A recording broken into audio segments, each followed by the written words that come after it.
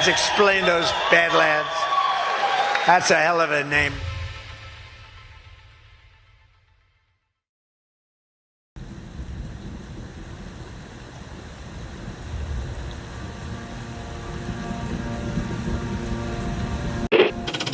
Mr. Vice President, I'm going off script again, I know, but I just want to personally thank you. We've been through some stuff.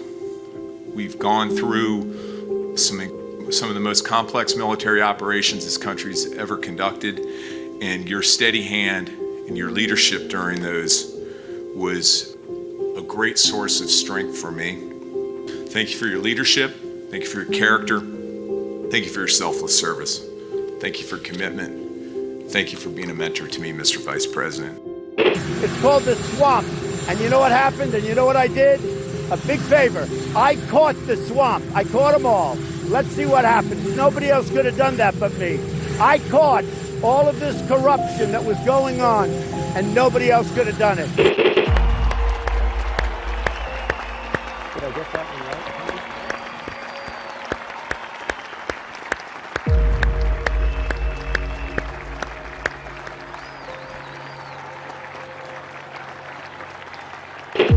Every 4 years, we gather on these steps to carry out the orderly and peaceful transfer of power. Today's ceremony, however, has very special meaning, because today we are not merely transferring power from one administration to another, but we are transferring power from Washington, D.C., and giving it back to you, the people.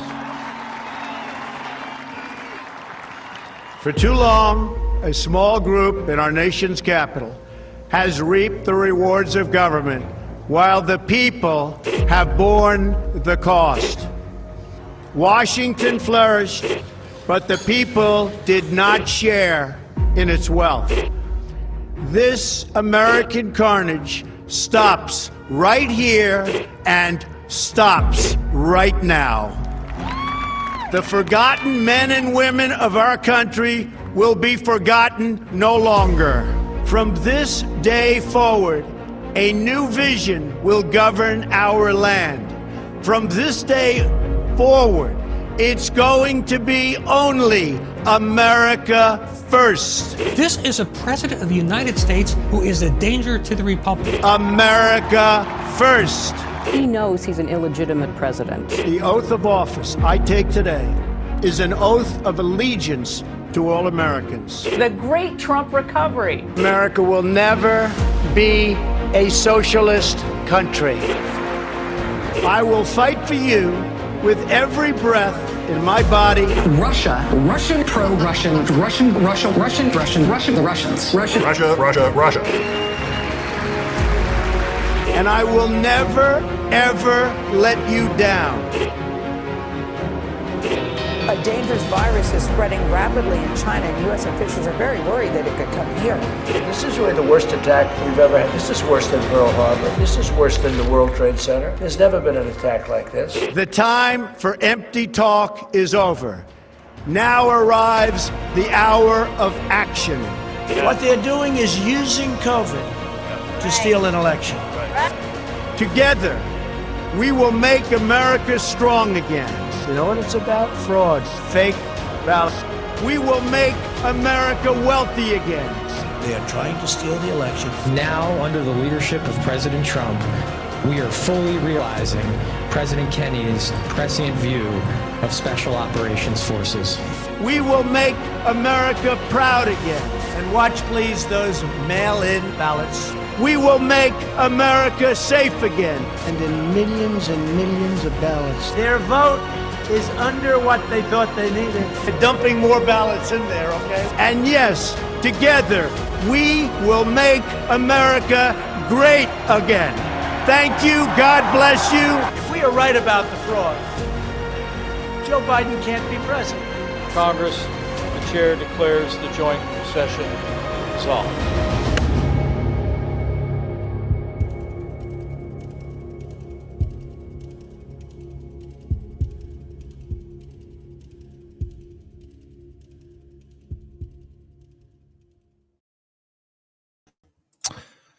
All right, good evening, everybody, and welcome to another Wednesday edition of the Devolution Power Hour. How are my co-hosts doing? Doing well. Pretty solid. I'm actually exhausted, but I'll just say it for pleasantries purposes. My kids this week have been like, "Dad, you can sleep when you're dead." And by the way, you're gonna die of sleep exhaustion. It's been one of those weeks. But yeah, creepy kids. Yeah, I mean, they haven't actually said that. That was me paraphrasing by their actions. But yeah, what a crazy news week, a weird news week. It's been like so many different random, crazy things. Like it's good news week, but weird and wild. So we're going to do our best to talk about as much of it as we can tonight. We got the Trump assassination, which we were even talking about before the show. I think you said the attempt. You said, Bernie Brett, it's almost out of the news cycle already. Which is, yeah, Kyle was like earlier today, oh, we could talk about the Trump assassination. I'm like, Kyle, that's like so old news. We've talked about that on at least half a dozen power hours, not realizing that we have not had one since. Yeah, but you guys talked about a defected. We did. I hear. Okay, so yeah, we probably won't go too deep into the details on that because there really hasn't been a whole lot of new details that have come out. So we'll discuss it briefly, and then that'll lead us into some other forms of election interference, at least some stories of those being told, the hacking stuff. There's so much of that going on, the Russia rerun, Mueller, and the new book that he wrote the preface for. I think we should touch on that. I don't know if you saw that, Kyle. No. We'll touch on that too. And then we'll go from there into there's something that I came across yesterday during my recap series that I want to get your guys' thoughts on. Actually, two things. So we'll do that. We'll also get into the rate cut that happened today and the continuing resolution, the spending bill, because there's some weird stuff going on there. I just want to talk it through. I'm not even sure how I feel about either side yet, but we should at least talk about it. And then if we still have time at the end, we'll do a brief little touch up on the Diddy thing, the Diddy diddler. So we'll see how far we get into this. But before we do any of that, let's get a quick word from the sponsor of today's show. And we got, I should probably get my picture ready here. Disaster. There we go. Field of Greens. All right, everybody's talking about those weight loss injections because the results are so dramatic.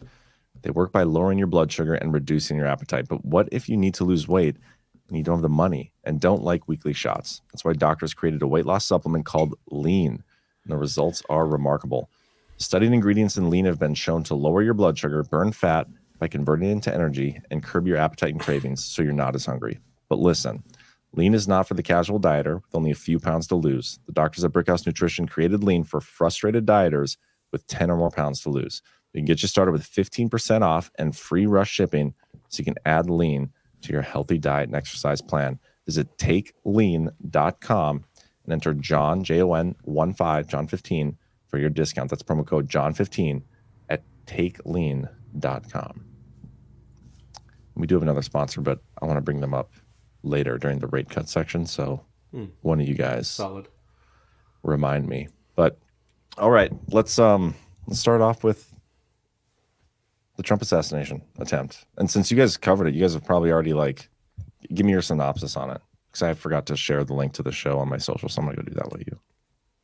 I think we kind of quickly on Sunday pivoted directly into all the World War III stuff from the Trump assassination attempt, I believe, because of the Ukraine connections.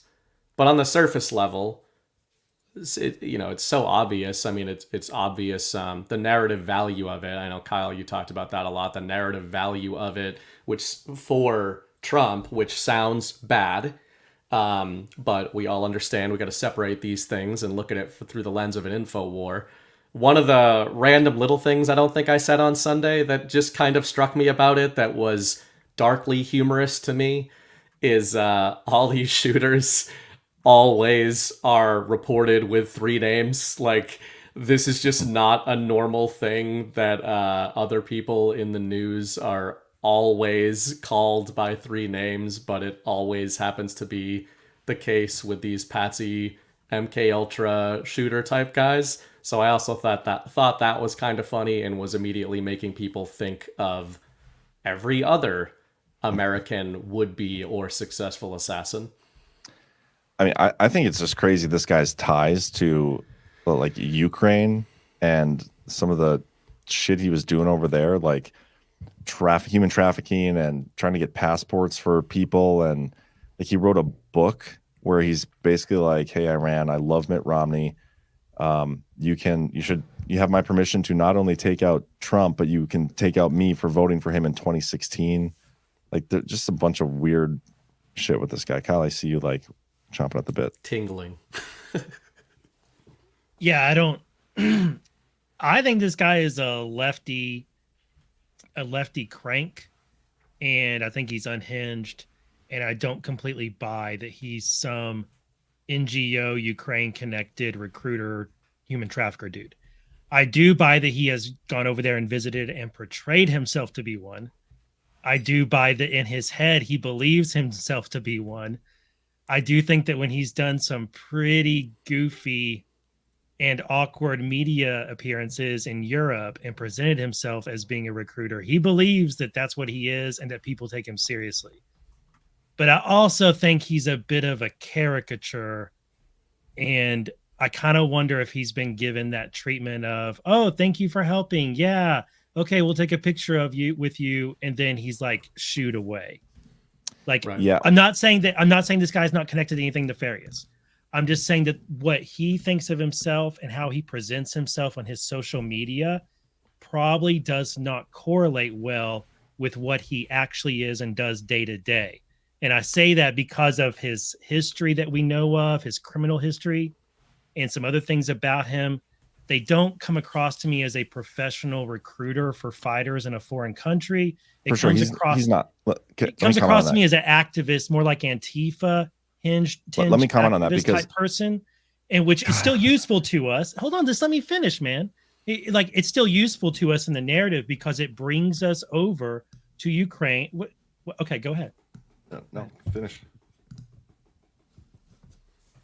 I was trying to add to like what you were saying. There's a report from somebody within the Biden administration who came across this guy and flagged him as like, this is an issue because this guy is portraying himself to recruit. I was trying to add to what you were saying. Yeah. You kept talking over me when I was doing it. So anyway, continue.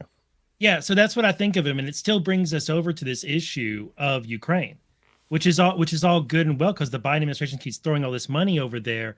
And Storch today came out with a report about the difficulty with tracking all the equipment that is over there. And like he listed how it's vague on details, but it goes like for not just the past like 2 years. It goes before the Ukraine war started with end use tracking of the equipment that's been sitting over the years. In a very bureaucratic way, Storch is describing how things are five-fingered off of the pallets and out of storehouses, and how there's a bunch of corruption, but he's a bureaucrat and he has to be careful with how he says it. But that's what he's saying. Yeah. But anyway, all of this stuff goes back to this guy just being a nut job who has become a nut job because of what? The rhetoric in the media. And we all know that, and that's a story that has stuck with this. But I don't think that's going away, mostly because the media, in reaction to the event, doubled down on their rhetoric, right, and on blaming Trump. So instead of backing away at that moment, they doubled down on it, which was the worst thing they could have done. It's really, I said on the defected, and I think this might actually be like kind of the key thing here with how this event gets treated. It's like the opposite of the Butler event where we had video, Secret Service responded to a shot from the shooter. Trump was hit. Trump was in imminent danger, narrowly avoided death, all live streamed. But with this, we don't have a live stream. The shooter didn't fire. Secret Service found him first, fired on him and missed. The guy isn't dead, unlike Crooks. This guy's alive and in custody. And he strikes me, and his first appearance seems to indicate this. He strikes me as the type who would go pro se and then argue that what he was trying to do was like the right thing and he had great reasons for it. And I kind of hope that happens. I kind of hope this lefty loony guy goes full on lefty loony guy in a courtroom and doesn't like just shut up. I hope he goes full on. And creates a spectacle, and then cites all the media reporting and uses that as a basis for why he did what he did. Yeah, he clearly if what's being presented about him is accurate in terms of what we've seen on those loony interviews and everything, he's what I'd refer to as a true believer, in the central message. And then, like you said, they're them doubling down on him. It's not really even that they're doubling down on him, but they are doubling down on the rhetoric that effectively creates people like this. One note on the Storch thing that you mentioned, it reminds me of the thing we talk about a lot when it comes to various investigations that are going on or controversies that are going on, like in the current era, of that they are, I'm not saying that they were all provoked in this era specifically to educate people about stuff that was going on in the past, but it is serendipitous how many things that have come back around. I mean, and I don't just mean like 2016 era things coming back around in 2024. I mean, just the Ukraine stuff we talked about on Sunday. The Ukraine stuff has been going on for so long in terms of the government corruption, Western government corruption in Ukraine, that it adds another, I think, game theory layer to some of whack job like me's theories about Trump. Is this money right now in the current administration actually all going over to Ukraine? Is it going there and then it's being tracked and it's coming back around? That is to catch, and that's to catch the people responsible for this kind of laundering operation. But a lot of it is to expose that this type of laundering has been going on for a long time. And I think the easiest example of that is what Trump did with immediately reverse Uno carding the quid pro Joe thing back after the Zelensky phone call. Yeah, my biggest takeaway from the whole assassination attempt, whether it was actually directly associated with IC stuff, we haven't gotten evidence of that yet. Wouldn't surprise me in the slightest. These people want him dead. But it's the media reaction to all this. Like, their framing of the whole thing is it was an apparent attempt, alleged attempt. Yeah. And then beyond that, you have, Goldman going on TV on an interview saying the day of, like, Trump still needs to be eliminated. And Hillary Clinton, like, why aren't you guys consistent about your narratives of Trump and how big of a threat he is? These people didn't shy away from tripling down on their rhetoric surrounding Trump and how big of a threat he is. And so I anticipate that we have not seen the last assassination attempt story. Like, it wouldn't surprise me if they are so desperate to make sure that this guy doesn't get into office.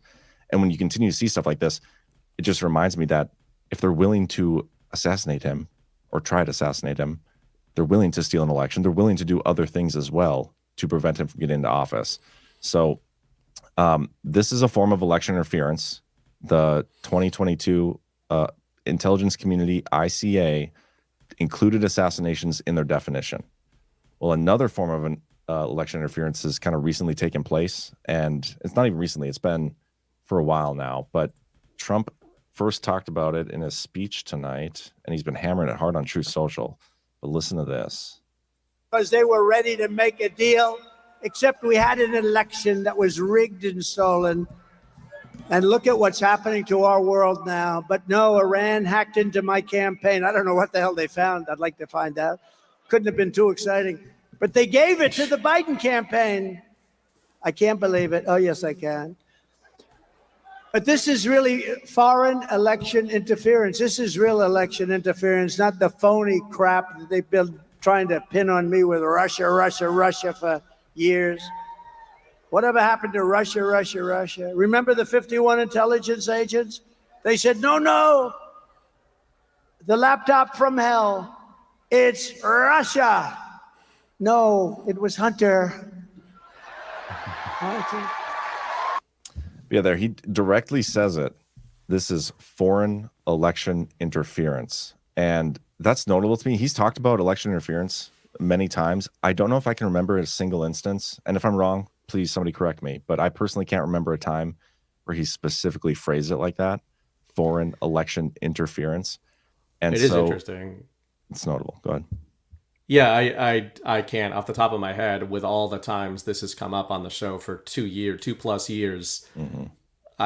Maybe he has said that, but it certainly feels notable that he's saying it right on the doorstep of the election. Yeah. He's delineating foreign, and whatever the truth is of the actuals of the 2016 campaign hack, he's obviously confident that there's no there, or if there was, maybe another way to put this is, if there were Russians involved in hacking, in the hack of 2016, the reason Trump would so confidently put that forward as a comparison point to what's going on in 2024, I think, is because he knows that they were doing so at the behest of the same figures, right? It would be like, before the show, Kyle, you would even mention this in the context of, something can say Iran and it can be Iran, but it's also about, well, what about one layer back and then tie the string back to that person? And this is the wrap up smear tactic that the media uses. But when you're dealing with espionage regarding an election, it could be, these things can be perpetrated by nationals, by foreign nationals, and yet those paychecks can be being wired all the way back to the American deep state, which I think is what was happening in 2016, which I think is why Trump can make fun of Russia, even if you think there were Russians involved. Because he's like, yeah, the Russians that the Clinton campaign hired to when we left the door open. One more point on it is that I think that I also find it notable how he did one of those little aside jokes at the beginning of saying, I wonder if they found anything. Couldn't have been much, right? Or couldn't have been too much. Just purely just a tone reading from him. It feels to me like it maps onto the idea of baiting, of a lot of these things, like doors being left open in 2016, doors being left open. What was it, back in June where this was the Trump campaign first knew of this? Yeah, well, I'm going to get into what actually happened here, because the FBI and all these guys put out a statement today. And Kyle, I know you had a couple points on this, so I'll just read a couple of paragraphs and you can go ahead and speak to it. Iranian malicious cyber actors in late June and early July sent unsolicited emails to individuals then associated with President Biden's campaign that contained an excerpt taken from stolen, non-public material from former President Trump's campaign as text in the emails. There is currently no information indicating those recipients replied. Furthermore, Iranian malicious cyber actors have continued their efforts since June to send stolen, non-public material associated with former President Trump's campaign to U.S. media organizations. This activity is the latest example of Iran's multi-pronged approach. And then what I thought was funny, like one of the best headlines I saw on this was this one from The Hill. Microsoft president says election has become Iran versus Trump and Russia versus Harris. I like it. That's weird framing for them because they keep trying to tie Russia to Iran. So that's right. That feels like they're twisting themselves in a bit of a pretzel there. Yeah, but Kyle, I know you had a couple comments to make on this thing. Yeah, so when we learned back in June that Iran associated hacking groups had stolen, or group singular, I don't know if it's multiple or singular, had accessed Trump campaign documents and email accounts and had gotten credentials, and they stole documents from the Trump campaign. We learned that they had been sending it to U.S. media. And I remember when we covered that on this show, I posited and we kicked around the idea, like, what if there was toxic info in there? What if there was information in that stuff they stole that was incorrect, or markers of some sort, because this was private info that was non-public, although some of it could be found at open source. And we looked at media reporting, and I remember us discussing some of the media reporting that was really focusing on Vance over that time period. And we wondered, did they get some of this stuff on Vance from these Iranian hacker groups? Okay. Well, the reason I state all that and bring that back up again is because in this joint statement from the ODNI, FBI, and CISA that just came out a few hours ago, they revealed two things that we did not previously know. One, this Iranian hacker group was sending this stolen information to President Biden's campaign. That's huge. We knew that they had been phishing President Biden's campaign with emails, just like they were the Trump campaign, but we didn't know they were forwarding the stuff they stole to Biden's campaign. So that means this was opposition research type stuff. that this is espionage. This is political campaign espionage that a third party is doing for the Democrats. Now here it says unsolicited. If we find out it's solicited, holy shit, boys. We got a real scandal if we ever get evidence it was actually solicited. Now that's the one thing in here that we didn't know. That's the first thing. Second thing in this statement that we were not previously aware of is that this hacking group has continued to send stolen non-public material associated with former Trump campaign to U.S. media organizations. So Politico, New York Times, WAPO, etc., have continued to receive this stolen information. I wonder if any of their reporting has been informed by stolen information they got from the Iranians. But I like that Hill article, because we truly do have a situation here where you can fairly characterize it as Russia-related connected groups are putting out, and by the way, the hacking groups are called Storm. They're putting out fake videos of Kamala Harris and creating fake websites that run fake stories about Kamala Harris. And then Iran is hacking Trump campaign, stealing those materials and sending that to Harris-friendly media and the Biden campaign, which no doubt shares communications and shares staff with the Harris campaign. So this is political campaign espionage. This is actual election interference. Trump is 100% right. And my very last point that I want to make is that this is one of the reasons why I take the approach of treating this stuff as actual and real, not believing it 100%, but treating it as actual and real. Because when it turns out to be so, you're in a good position. And right here, this is real, and Trump is in a great position to say, this is actual election interference. They stole my campaign's info and fed it to my political enemies and the media that's friendly to my political enemies. And if you don't dismiss this stuff outright and just treat it fairly and like that, and just be like discerning, when it comes around like this, you're just like Trump, you're in a great position with the truth on your side to be like, you guys want to talk about election interference. The media presents this case like they really care about it, and all America should be concerned about election interference. Here we go. We have a foreign state actor interfering by doing this, and don't we all care about that? So anyway, I think I said that was last point. Actually, my last point is that we've seen a series of these articles and a series of these alerts, and I think it's pretext for something.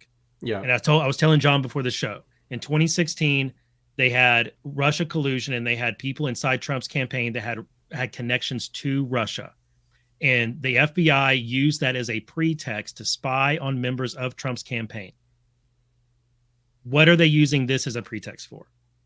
I continue to think that is the right question to ask about these events. You know, I think the thing that's most difficult for me when it comes to the cyber stuff, especially, is it's impossible to know what is real and what's not. And so it's hard to just take it at face value. Like, this is what, the intelligence agencies and Microsoft are telling me happened. So I'm just going to believe what they say. And I go back to the CrowdStrike stuff. And it's a pretty good segue, because one of the stories I want to get into is from my recap series about CrowdStrike and like what they did and how they, let me just read it here. This is from back in 2017. Okay. So this is around the time they were trying to further the narrative that Russia was at the center of these hacking things and hack the DNC server. CrowdStrike is the one that was brought in to investigate that. The FBI never got their hands on it. Nobody else saw the actual server except for CrowdStrike. And the FBI just took CrowdStrike's word for it that this is what happened. And then CrowdStrike also came out with this. Think tank, cyber firm at center of Russian hacking charges misread data. An influential British think tank and Ukraine's military are disputing a report that this U.S. cybersecurity firm CrowdStrike has used to buttress its claims of Russian hacking in the presidential election. The report asserted that Russians hacked into Ukraine artillery app. CrowdStrike person said it stands by its findings, but it was the Ukraine's Ministry of Defense has claimed that the losses and the hacking never happened. The reason the story first stuck out to me when I reread it again was I consider CrowdStrike deep state, and I consider whatever the hell's going on in Ukraine to like also be kind of deep state. And here they seem to be at odds with each other. And so like right when I went through that, I sent you, Burning Bright, like a guy's name, the head of the Ministry of Defense in Ukraine. I was like, is this guy like a good dude? Because like he came out and basically said that CrowdStrike didn't do it. This whole thing is weird. It's tricky. It's very tricky with a lot of those figures. Go ahead. No, you go ahead. I was just gonna say when you'd send me that, I mean, I always start with any like Ukrainian military figure or politician. It's very hard to figure out what's what, especially because of a lot of my views on Zelensky, of thinking that, again, I don't play the white hat game with Zelensky, but I genuinely really do believe it's much closer to a Joe Biden situation over there with Zelensky. In two ways. In the way in which he was originally installed by, deep state forces, which I think Joe Biden is obviously, was a deep state stooge, whose strings were then cut and retied around Patriot hands. I'm willing to suggest that for somebody like Zelensky, that's less direct and more situational control over somebody like that, leverage over somebody. But I play that whenever I'm looking for somebody in the Ukrainian military, I always start by trying to look at their relationship with the Viktor Yanukovych regime and then the Poroshenko regime. And this guy seemed friendly with the Poroshenko regime, then seemed to run at odds with Zelensky, except I think you had pointed out that when he was asked to resign by Zelensky, he continued in a civilian role. But, I was wondering if that civilian role was sort of one of those face-saving type of things, or if there was actually anything to that. Yeah, and even that part of it, like, I don't know if we'll ever be able to fully figure out what's going on. But my point about this is, like, when it comes to the hacking stuff, and we have, like, so many more stories we can still get into. We have this recent cyber attack here. U.S. says thwarted Chinese state-sponsored cyber attack. That was today, like some 200,000 devices that were compromised. There was one more, I thought. I thought I saw it. I could have swore there was one more, but the story gets repeatedly brought up. I have very little confidence that we can trust the attribution of any of this stuff, because we've already seen proof that these intel agencies will put out information to further the narrative they're trying to accomplish. And so, like, when it comes to the Iran hack, or the Iran versus Trump and Russia versus Harris, this is some weird shit. And I don't know if I fully trust like any of what we're being told. And that's just like one part of it. The second part of it is trying to like play the narrative game that Trump's trying to play too, because Trump is trying to push forth, he's let me show this tweet here. This was today, just an hour ago. Wow, just out, the FBI caught Iran spying on my campaign and giving all of the information to the Kamala Harris campaign. Therefore, she and her campaign were illegally spying on me, to be known as the Iran case. Will Kamala resign in disgrace from politics? Will the communist left pick a new candidate to replace her? And it's so true, like the hypocrisy here. This is exactly, if it's true what happened, this is exactly what they accused of happening in 2016. But you don't see the big hubbub now that you did back then. We still see the hubbub about Russia. Yeah, it's frustrating. To me, that tweet, though, again, you can go by camera with this kind of thing. You can take it at exact face value that he is saying Iranian actors hacked into my campaign and we got you. So again, reverse Uno card. Or when he uses Iran, obviously it's a reference to Russia.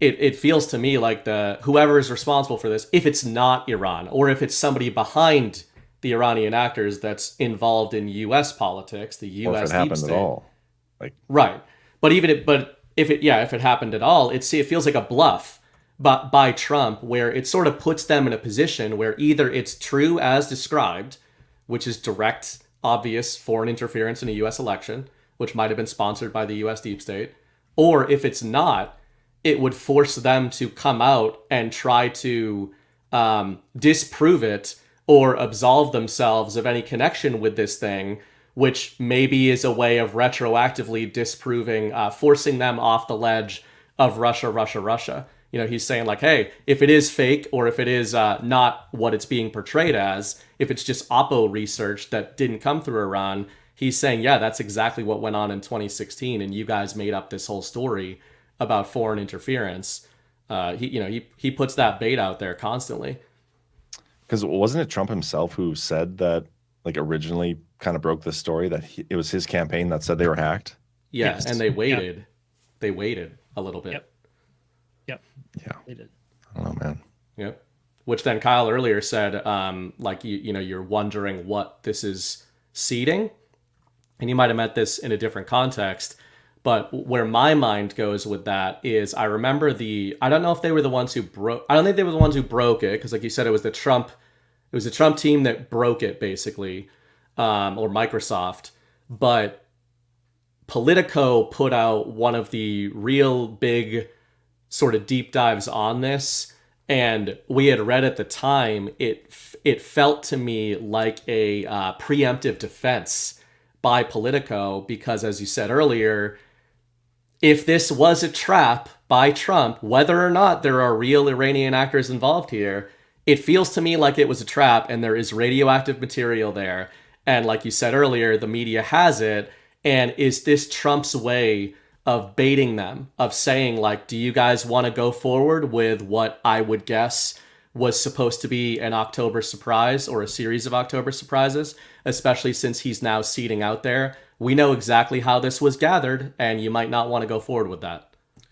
Well, I think that the thing that has me really set on there being this being a pretext for something is that we had that report that the Brennan Center did that we went over on this show, and they ran through all those scenarios about Trump in the election and then post-election, what to do. And one of the scenarios was about hacked and leaked material, if I recall correctly, and how you can't trust the material that came out.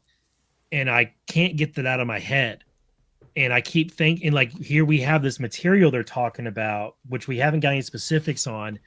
And I just have this thought that I can't get rid of, that there's going to be some document dump. There's going to be something that comes out that is damaging, that they're going to try and tell us is not real, that is actually real. Like they're trying to discredit, they're trying to damage the trust people have in hacked material before it comes out. Like I feel that's my feeling, and it's really just a feeling and speculation. So I could totally be wrong, but I just feel like they're trying to get ahead of something and discredit something, damage the trust we would have in something before it arrives. Which side do you think is trying to discredit the media and the deep state? Because you think that, the Patriot side would release whatever it is then? Okay, because I was almost thinking about it the opposite, where the media was thinking that they have compromising material on Trump and that he is trying to cut them off by saying that might be fake and you got it. But you're thinking it could be that too. It's just it could be both. In that, it could in that literally be report both. and those scenarios they ran, that really stood out to me, because at the same time that we were going at the report, there were other stories about Iran and Russia hacking and CCP hacking and them focusing more on the election. And it was like warning, they're going to do it. They're going to interfere in our election this year. And I'm looking at that Brennan thing, and I'm like, I really feel like these same players are up to something that's like 2016 V2. Yeah, I mean, we've said before here that I think they're trying to build up for a reason to either not have an election, or if they don't get the result of the election that they want, they have their, hey, there's their patsy right there. It's the hacking. Which what if the October surprise is something so fake and it's something stolen or whatever, that they try and say we can't have an election because, like, it's like the jury pool has been polluted by this stuff that never should have been out. Like that kind of an argument, you know? I don't know that I'm not saying it would work. I'm just saying that I agree, John. I think it's like that they're setting up for something like that. And John, what I was going to say is that this again makes me look at Trump's statements about Iran. They have a taunting tone to them. And it could be exactly what you're saying. That, so sort of more to Kyle's point, I guess, I was thinking of fake compromising material on the Trump campaign, But it could be the case that it's real compromising material on the Harris campaign, and that they were trying to discredit this, to what you just said, Kyle.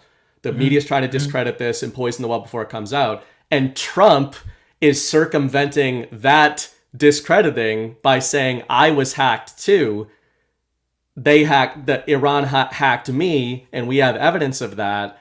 So he's kind of codifying that as a real hack to prevent the media from saying that anything that comes out here, because even it actually makes me think of the clip you just played about Trump being like, I wonder if they have anything there. So if the Trump campaign has irrefutable direct evidence that there was foreign hacking into his campaign, and that the information that was taken from his campaign is real, but it's not a big deal, like it's a dossier on JD Vance, then when Harris stuff comes out right after it, the American people are going to have to say, well, we just spent 2 weeks in the media cycle in October saying all this Trump shit with JD Vance was real, and now the media is going to have to turn around and say all the Harris shit is fake.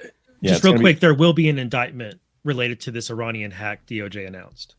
Oh, I'm sure. I mean, they always come out with these stories with the Russia stuff, and then they announce the indictments. But I think, Kyle, you said the hack and dump exercise. That's what they did with the Hunter Biden story. Like, it was months beforehand, and I think I covered this in my Blinken article, part 24.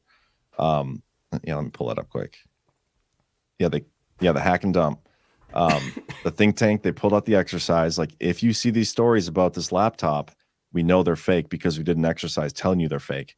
Right. How are they going to be able to do exercises like, okay, if you see stories about Kamala, those are fake. But if you see stories about Trump or JD Vance in his campaign, those are real. Like, it's discernment of the hack and dump emails now, not just whether they come out or not.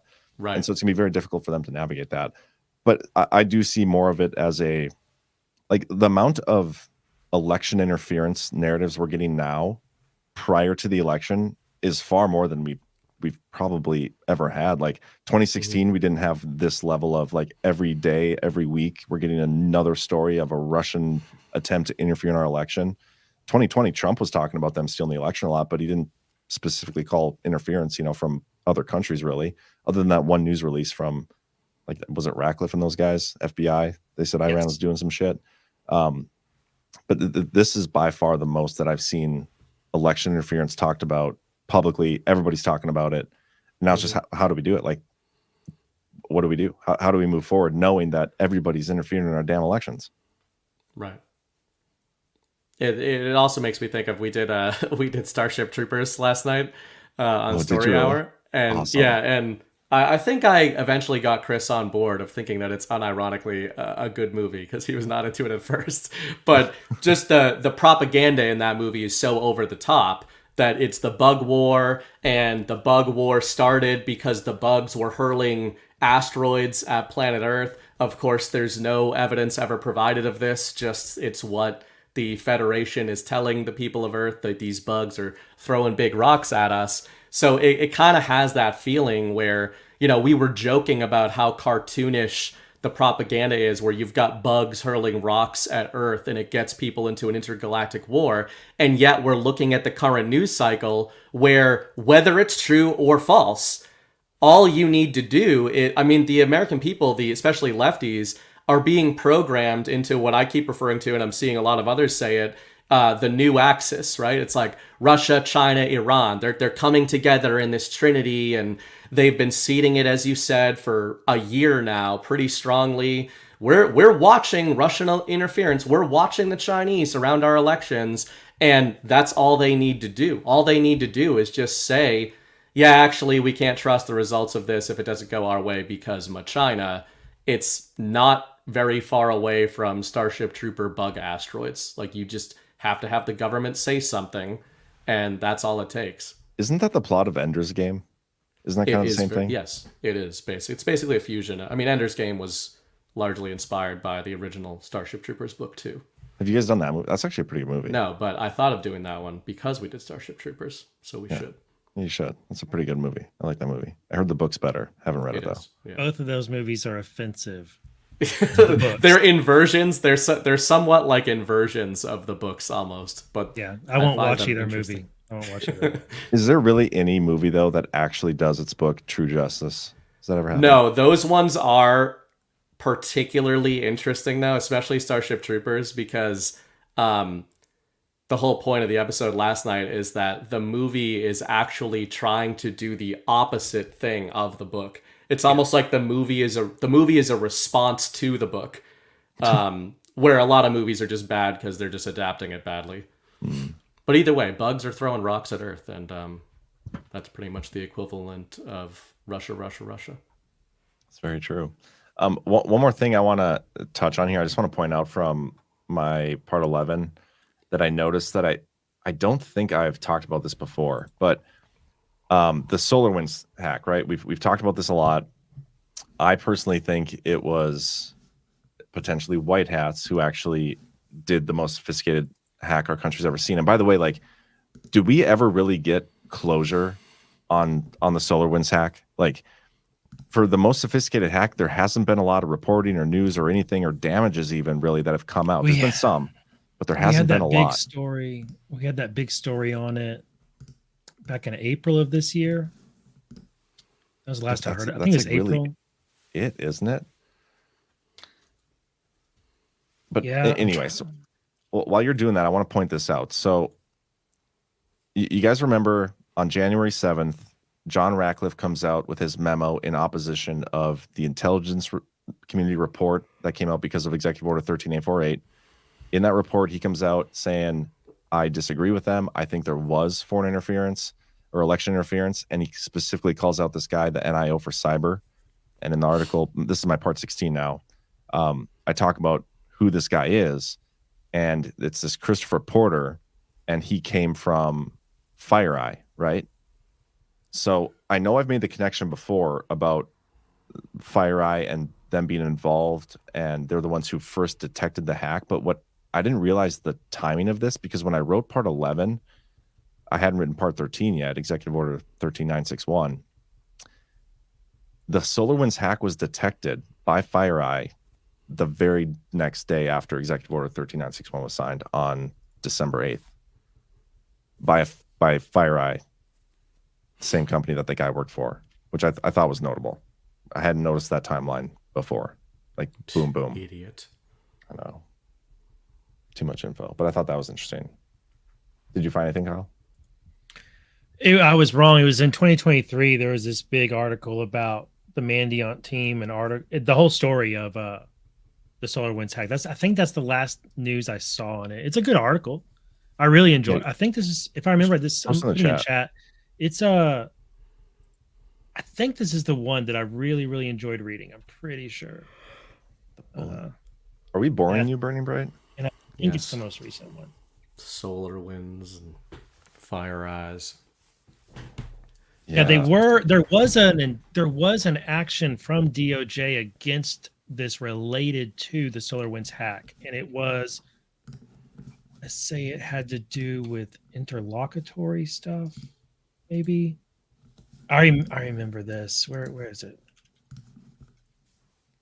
It had to do with the hack. There was an action. I don't know. There's not an indictment. There was an action of some sort. This is so confusing because they're saying Mandiant is the one who detected it.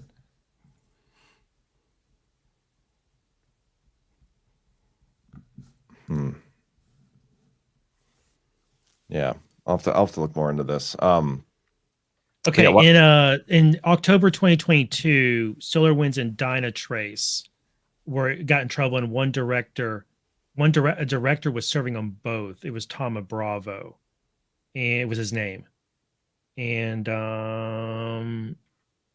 yeah, it's basically corporate corruption type stuff. Is what they went after him for. That's what I'm remembering. Wait, it didn't have to do with the hack. Is Mandiant a subsidiary of FireEye? Yes, it is. Okay, yeah. Now that makes more sense. Yeah, interesting. Okay, so it's the Isengard. That's a good art. Fiery Eye of Mordor. If it's the one I'm remembering, it's a good read. I will read it. I'm gonna put it in the chat too. We should go to the boosts. Okay. And then we can do the rate spending CR stuff. Unless you want to go further into this. That's good. We kind of have opposing takeaways with the cyber stuff because, like, maybe not, but it's so hard for me to believe any of the hacking stories are real. And because I'm the type of guy who I want to be able to confirm something like myself, and I'm not tech sufficient to be able to like look at data that is presented that would be able to prove to me who actually hacked something and be like, okay, yeah, I agree with you now. I believe you. I'm not technically savvy enough to do that.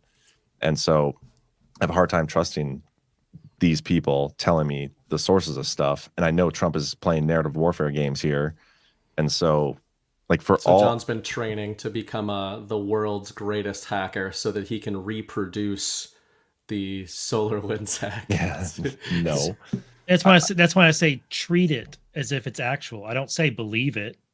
I say treat it that way. Trump's treating it that way. Trump's treated this Iranian hack thing as legitimate the entire time.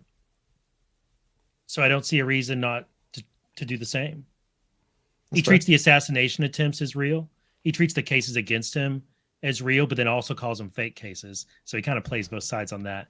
But yeah, I mean, I'm not, when I say treat it, I don't mean believe it. I just mean engage with it as if it's real. If we come across something that indicates it's fake, then okay, then we'll do. Yeah, the way I frame that is just, I mean, it's a different way of kind of saying the same thing, I think. But I look at the story Trump is telling, which allows me to have my cake and eat it too, just mentally, where I can be like, I have significant doubts about the actual here, but I'm interested in the fact that this is the story that Trump and by extension military, patriots behind him are forwarding. They are forwarding this story for a reason. Like you said, Kyle, the most obvious doubt that Trump casts, like the doubt Trump casts on things like the Iran hack, I think are more subjective for us to interpret when I am reading into his tone, Iran, where he's being playful, and that allows me to say maybe he's saying that this is bullshit and this isn't really what it seems. But that's more threadbare than with the DOJ cases. He literally, every single time he introduces them, he says, the fake case is against me, which allows you to have your cake and eat it too. You're allowed to say, oh, he's saying that they're illegitimate, or he's saying these are fake cases. I'm not in any danger. We control the apparatus that has brought these cases.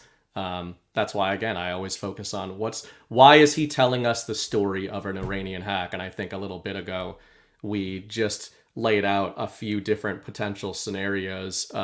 It really starts to make, to me, the fact that we can come onto this show and just organically on the spot, all three of us come up with essentially completely different readings of why would Trump be forwarding this narrative. Imagine being them, right? Imagine being the other side who, at the very least, we would probably agree, the deep state engaged in some bullshit heading into this election, right? Like, whether they funneled shit through Iran, whether it was Iran, whatever it was, Trump knows exactly what it is, and he feels like he's setting all these media traps, these deep state traps, to be like, what do you guys want to do? Do you guys want to publish some shit you found that may or may not be real? If it is real, are you confirming the shit that we found on the Kamala campaign? If you say it's fake, are you retroactively saying the Russia hack is fake? It's just game theory all over the place. Yeah.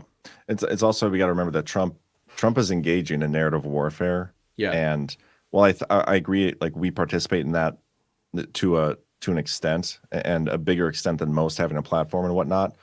I still think like his method to approach things, like by engaging with some stories is real and some stories is fake, and sometimes both, and however he's doing it for reasons. And I don't always operate that way. Like, I try to figure out what's actually going on to the best of my ability, and it's hard for me to, like, if I don't know for sure, to engage with it. But this is what I love about this stuff, is like we can each approach it a different way, and that's what I think makes it gel most of the time. Yeah, let's do the boost. People are saying Diddy got stabbed in prison. Have you guys heard any of that, or is that fake news? Probably I haven't fake. seen anything about it. Yeah, I haven't seen anything about it. Boosts, I think we got the ones from the 11th. That was the date of the last show. So the 16th, West R. Lee, $25. Tweeting at Trump in 2020, Routh said, "I and the world hoped that President Trump would be different and better than the candidate, but we were all greatly disappointed, and it seems you are getting worse and devolving." Is that true? Yeah, he had an old tweet where he used the word devolving. Oh, okay. I didn't see that. Yeah. Interesting. Which is funny. Fallout. The word is getting used a lot more now than it has ever before. Yep. Lionheart sent over $50 and said, "Evening, guys. Kamala is a sacrificial lamb. Heard parts of her interview the other day with the black journalist, and wow, just wow, there's no way on God's green earth she's their final choice to run." My gut reaction is that is the case, but I did find it funny that even the media framing of her sit down with, it was the same black journalist group that Trump had the really contentious interview with a month ago or so. Even their framing of it was like, Kamala does okay, but breaks no new ground in sit down. So the media is even getting to the point just a couple of weeks into this, a week post debate, where they're just like, yeah, she just says stuff and it tends to be just the same thing over and over and over again. So that's all we're going to get. They haven't really attacked her, though. And to me, that would be like my signal that they are trying to replace her. They would use the media as the vector to do it. And the media, if anything, is treating her, like handling her with baby gloves right now as much as possible. And doing that is like saying she says stuff. Right. Like they try to remain objective and, critical by unless something saying really stuff like damaging comes out about her. Who knows? Maybe. Trina Bina, $25. "You are all amazing. I feel like you saved my sanity once by starting this outlet, and last Tuesday I was diagnosed with pancreatic cancer. Within 10 minutes I was ordering Joe Tippin's Fenben protocol I learned about from your ads. Life-saving. Hugs." Wow. Well, damn, Trina. Cheers to you, Trina. Everybody pray for Trina. Yeah. Holy. Yeah, that took a turn. Thank you for your support. Hopefully prayers to you, everybody. Send some good energy over there, but glad you enjoy this stuff. And it's easy for us to forget to forget because we're so steeped in InfoWars stuff all the time. But we do appreciate it. That is all the boosts for now. We'll check back at the end of the show. Yeah.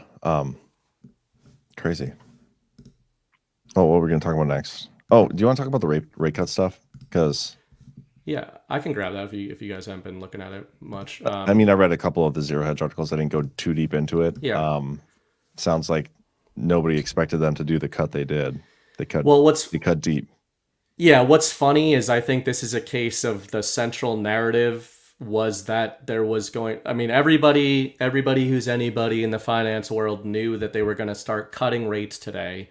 And then the way they do these stupid games is it's all about how much they're cutting by and what are their signals. So the choices were basically a 1/4 point or a 1/2 point. 1/4 point was the expectation. The number I saw was that out of something like 113 economists polled, 98 of them or 99. 104. Oh yeah, because there was 9 dissenters, right? So 104 of them had it as had it pegged 1/4 point. 9 economists had it at 1/2 point. It was 1/2 point. The significance of that, I think there's a few things. On just a purely economics level, leaving politics aside, this is an indirect way of money printer go burr, all those memes, right? They're not signaling that they're literally printing money. But this is another way in which they do that because by lowering interest rates across the economy, you are weakening the US dollar. You're technically making debt easier to get. And all that does is it increases asset prices. You do that when the economy is really good, right? Yeah. That's why they call it stimulus, right? Like you jab the adrenaline needle into the heart of somebody who's doing really well. Yeah. I think.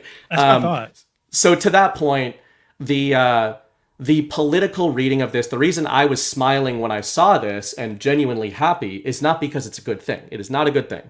But I had said on this show for the last year and a half, part of the Operation Warp Speed thing that I think was going on is that Trump put the Fed in a pincer. He put them in a move where for the whole Biden administration, they had to keep raising rates because of all the money his administration printed, right? but they knew that it was slowly strangling the economy. So Powell and the Fed's choices have been keep slowly strangling the life out of the economy and the US job market through high interest rates, which is still not even really keeping a lid on inflation, or hit that stimmy shot and watch inflation rocket. So what you're about to see, there's a guy, I saw G-Money tweeting him, and it's funny, I'd been watching the same video till like 3 a.m. the other night. There's a guy, Mark Moss, on YouTube. He's just a financial guy. He's kind of a Bitcoiner, but he's more stock market guy. He had a really interesting interview where the interviewer said, do you expect a big crash like a lot of the alternative media? And he said, yes, but it's going to be the opposite of what everybody thinks. It's going to be a crash up. So, John, it makes me think of the infamous Trump clip where he's like, you're going to see a crash unlike anything you've ever seen before. With a stimulus this close to the election on such a weak dollar already, it has the potential of being an inflationary crash where the economy doesn't materially improve. And yet, the stock market goes crazy and housing prices go crazy and everybody who owns a house all of a sudden gets 20% added onto their house, right? Which means you pay more property taxes. Kids can't afford a house even though they got half a point off their mortgage rate, their 30-year mortgage rate. So I think what this all is, Trump called it the last few weeks. He said they're going to give the Biden regime and the Harris administration the stimulus they need for the election. All the usual suspects from Pocahontas there to everybody else was talking about how good of a move this was and how apolitical it was. So I think on both levels, it's going to give us something like the crash Trump has been talking about, temporary crash, and it's seen as overtly political election interference to give Kamala Harris, as part of the Biden administration, this last-minute big economic win right before November. That I think the wheels are going to come off of it way faster than they do.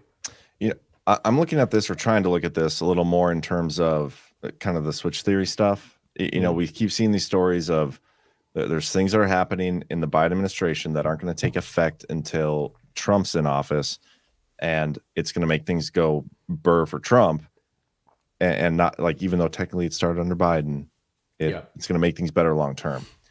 What does a rates cut like this mean for 2025 if in between now and then there happens to be a government shutdown because they can't pass a spending bill? Like, what does this all mean? Any guesses? Because that's where we're at with that right now. We have till September 30th to pass that continuing resolution. And this is kind of the other part of this I want to talk about. Yeah, it looks like it failed today. Yeah, so this continuing resolution, it was brought to Mike Johnson brought it to the floor. He attached the SAVE Act to the bill, trying to pass it. The SAVE Act has already been passed before, back in July, but it's stagnant. It's stuck there. Senate isn't going to bring it up. If they do, they're not going to pass it. If it would happen to get passed by the Senate, Joe Biden already said he's going to veto it. So that bill there was already a theatrical bill. They knew it then, but all the conservatives, every single conservative or Republican in Congress voted yes on this. We need to not let the illegals vote in our election. So that was theater. Okay. Now, when technically, if they would pass this bill, it would have a better shot. It would have to at least be addressed by the Senate. Like, the Senate would have to at least get on pen and paper and be like, okay, well, we don't want to pass this bill that says illegals can't vote in our election. Now it's not even going to get out of Congress. Like, they are threatening and saying that we don't want this bill to go through. But they're kind of accusing each other of political theater. And I think it's funny because if you already passed this bill in the House, why does it matter if you pass it again? At least it gets to the Senate. But right now, as it stands, the two sides are saying they're not going to budge. Mike Johnson is saying, I am not passing a continuing resolution without an election integrity bill on there. And the other people are saying, well, we're not going to pass this bill if the election integrity thing's on there. Like, so it's this weird inflection point. And this might actually be the time that we've been talking about for a while where the government shuts. This is like the 7th time we've talked about it now. Yeah. But this is probably the most actual there's been to it.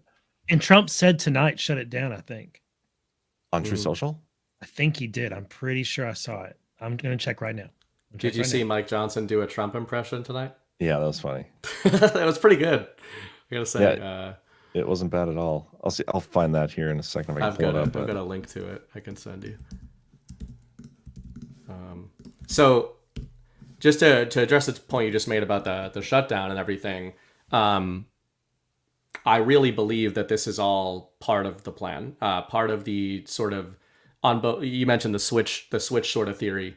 That's more the actual theory of how do we transition into a more stable and sound, prosperous economy for the American people. And then there's the narrative war.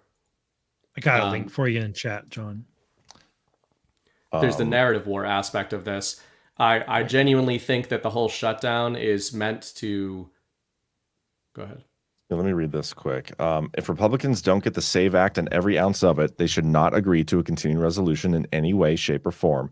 Democrats are registering illegal voters by the tens of thousands as we speak. They will be voting in the 2024 presidential election, and they shouldn't be allowed to. Only American citizens should be voting in our most important election in history, or any election. A vote must happen before the election, not after the election when it's too late. Be smart, Republicans. You've been pushed around long enough by the Democrats. Don't let it happen again. Remember, this is the Biden-Harris fault, not yours. And that's an interesting point. Oh, go ahead. Last Wednesday, I said that I had to be cynical on this, and I didn't think Republicans would have the balls to do this and like attach the SAVE Act and really hold to it. And Johnson does. Johnson's doing it. And then there's Trump saying, come on, this is what I want. That last line, remember, this is Biden-Harris fault, not yours. That last line, I think, is directive. It's like he's giving you your narrative to cover your ass, or remember your talking points. He's giving you your that's your shield to cover your ass. When you vote for this, it fails. The government shuts down, and the media tries to say you shut the government down. Say no. Biden-Harris regime shut the government down because they refuse to close up the border and secure our election integrity and secure our election systems. Yeah, and the thing with this bill too is I keep seeing that the counterpoint to this, which I think is weird too. They're like, the people that are attacking Johnson for this are saying, well, the bill won't go into effect in time anyway. But if it becomes law, then they could be used as standing later on to like remove these votes after the election. Like it can be used in courts and challenges and whatnot, even if the direct effects of like the logistical stuff prior to election aren't in place. You can still use it after the fact. But speaking of his truth posts, kind of in conjunction to this, and then Bernie Brett, you can have the floor back. Trump posted the same message exactly 10 days apart, the cease and desist message, which we've talked about before. And this is interesting too. I think it was Chris Paul who brought up the point, and maybe we'll talk about this again on Saturday, I'm sure. But in between now and then, like originally voting was supposed to have started by this first cease and desist, but it hadn't yet. And then, because I think it was North Carolina, one of the states, a judge like postponed it for a week or so. And then by the time the second post came out on the 17th, it had started. So he theorized, like, you know, what if this is some sort of like statement that needs to be made? I brought up the point that back in 2017, the president or President Trump's own DOJ argued that his official, like his posts were official presidential statements. So devolutionary stuff, what does that mean?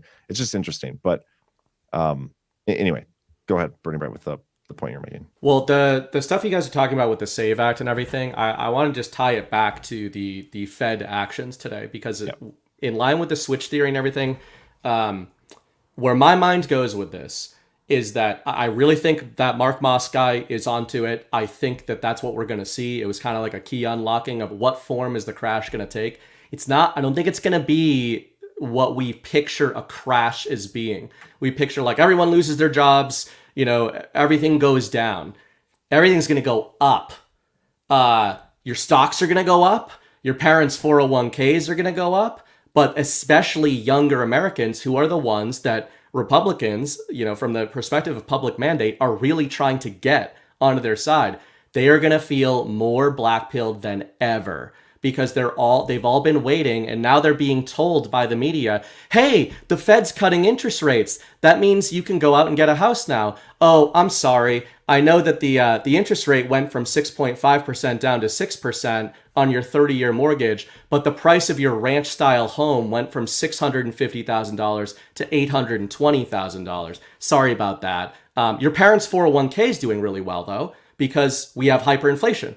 So the reason I bring that up in context of the government shutdown is I think that this is all part of the Hegelian dialectic the patriots are reversing, where Trump is saying, no, I want everyone to see. This is what happens when you're trying to interfere in an election, when bankers are trying to interfere in elections and play politics, and this goes way back.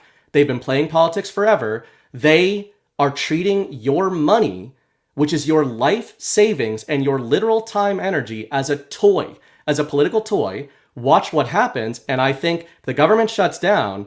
This gives Trump so much mandate to come back in when you mentioned 2025, John, I think he's going to come in and he's going to be dealing not necessarily with an economic crisis in a classic sense.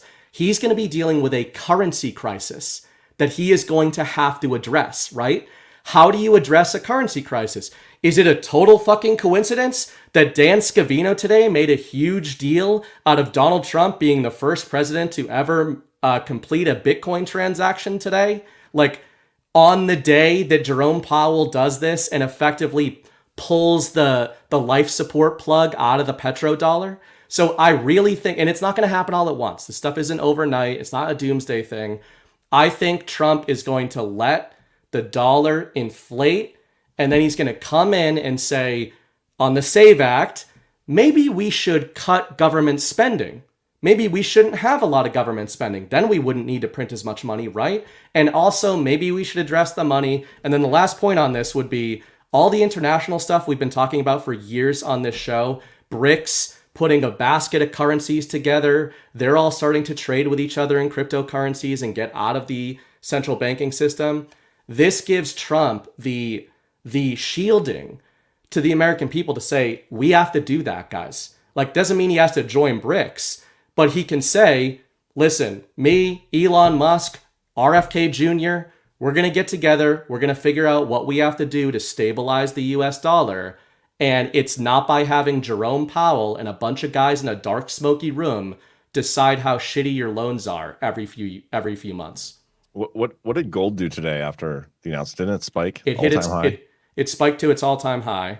And yeah, it settled a little bit at the end of the day, but gold tends to take off. Bitcoin tends to follow gold in these scenarios. And gold, they talk about it. Even economists who say they hate gold, they always tend to admit in situations like these that gold is the canary in the coal mine often. Yeah, that's why this is the sponsor of today's show, badlandsgold.com. Figured we'd save it for this discussion just because of what happened today. I mean, the truth is none of us know how things are going to play out, but I don't know. Bitcoin's up about $3,000 today, just FYI, on the news of this. So this shows that. Yeah, well, was it the news of this, or was it Trump using Bitcoin today to buy food at that restaurant? I think it was that. Yeah, probably. Yeah, that was awesome. But, again, I just think this is just, you can apply this financial thing to any of the theaters we talk about, the World War III stuff we've been talking about a lot. I think so much of what's going on, as you've discussed most of all with the Biden administration itself, it's all like, hey, American people, Clockwork Orange style, look at what they're doing to you. And then Trump gets to come in and be like, now we're going to stop that. We're going to stop doing all that stuff. By the way, I got to give a shout out to Phil Scarborough, PHSJR1. He's the one who sent me that video link, and he's left a couple of Rumble rants. We'll get to those here in a little bit. I was just scrolling my Twitter feed because I wanted to pull up what Thomas Massey said about this continuing resolution. So Amuse posts this video breaking Republicans' block measure that would require all voters to be citizens of the United States.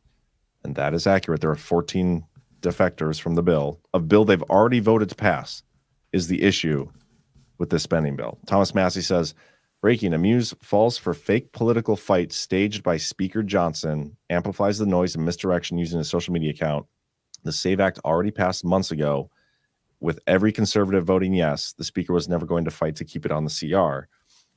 And what I just find it crazy for two reasons. Like, it did pass already in the House, but it's never going to go beyond that. They knew that. And he's talking about a fake political fight. That's exactly what it was back in July, which I already mentioned. I don't understand, like, how can you in your head, like, argue against voting for something again that you already voted for and has already passed the House? Like, what's the issue here?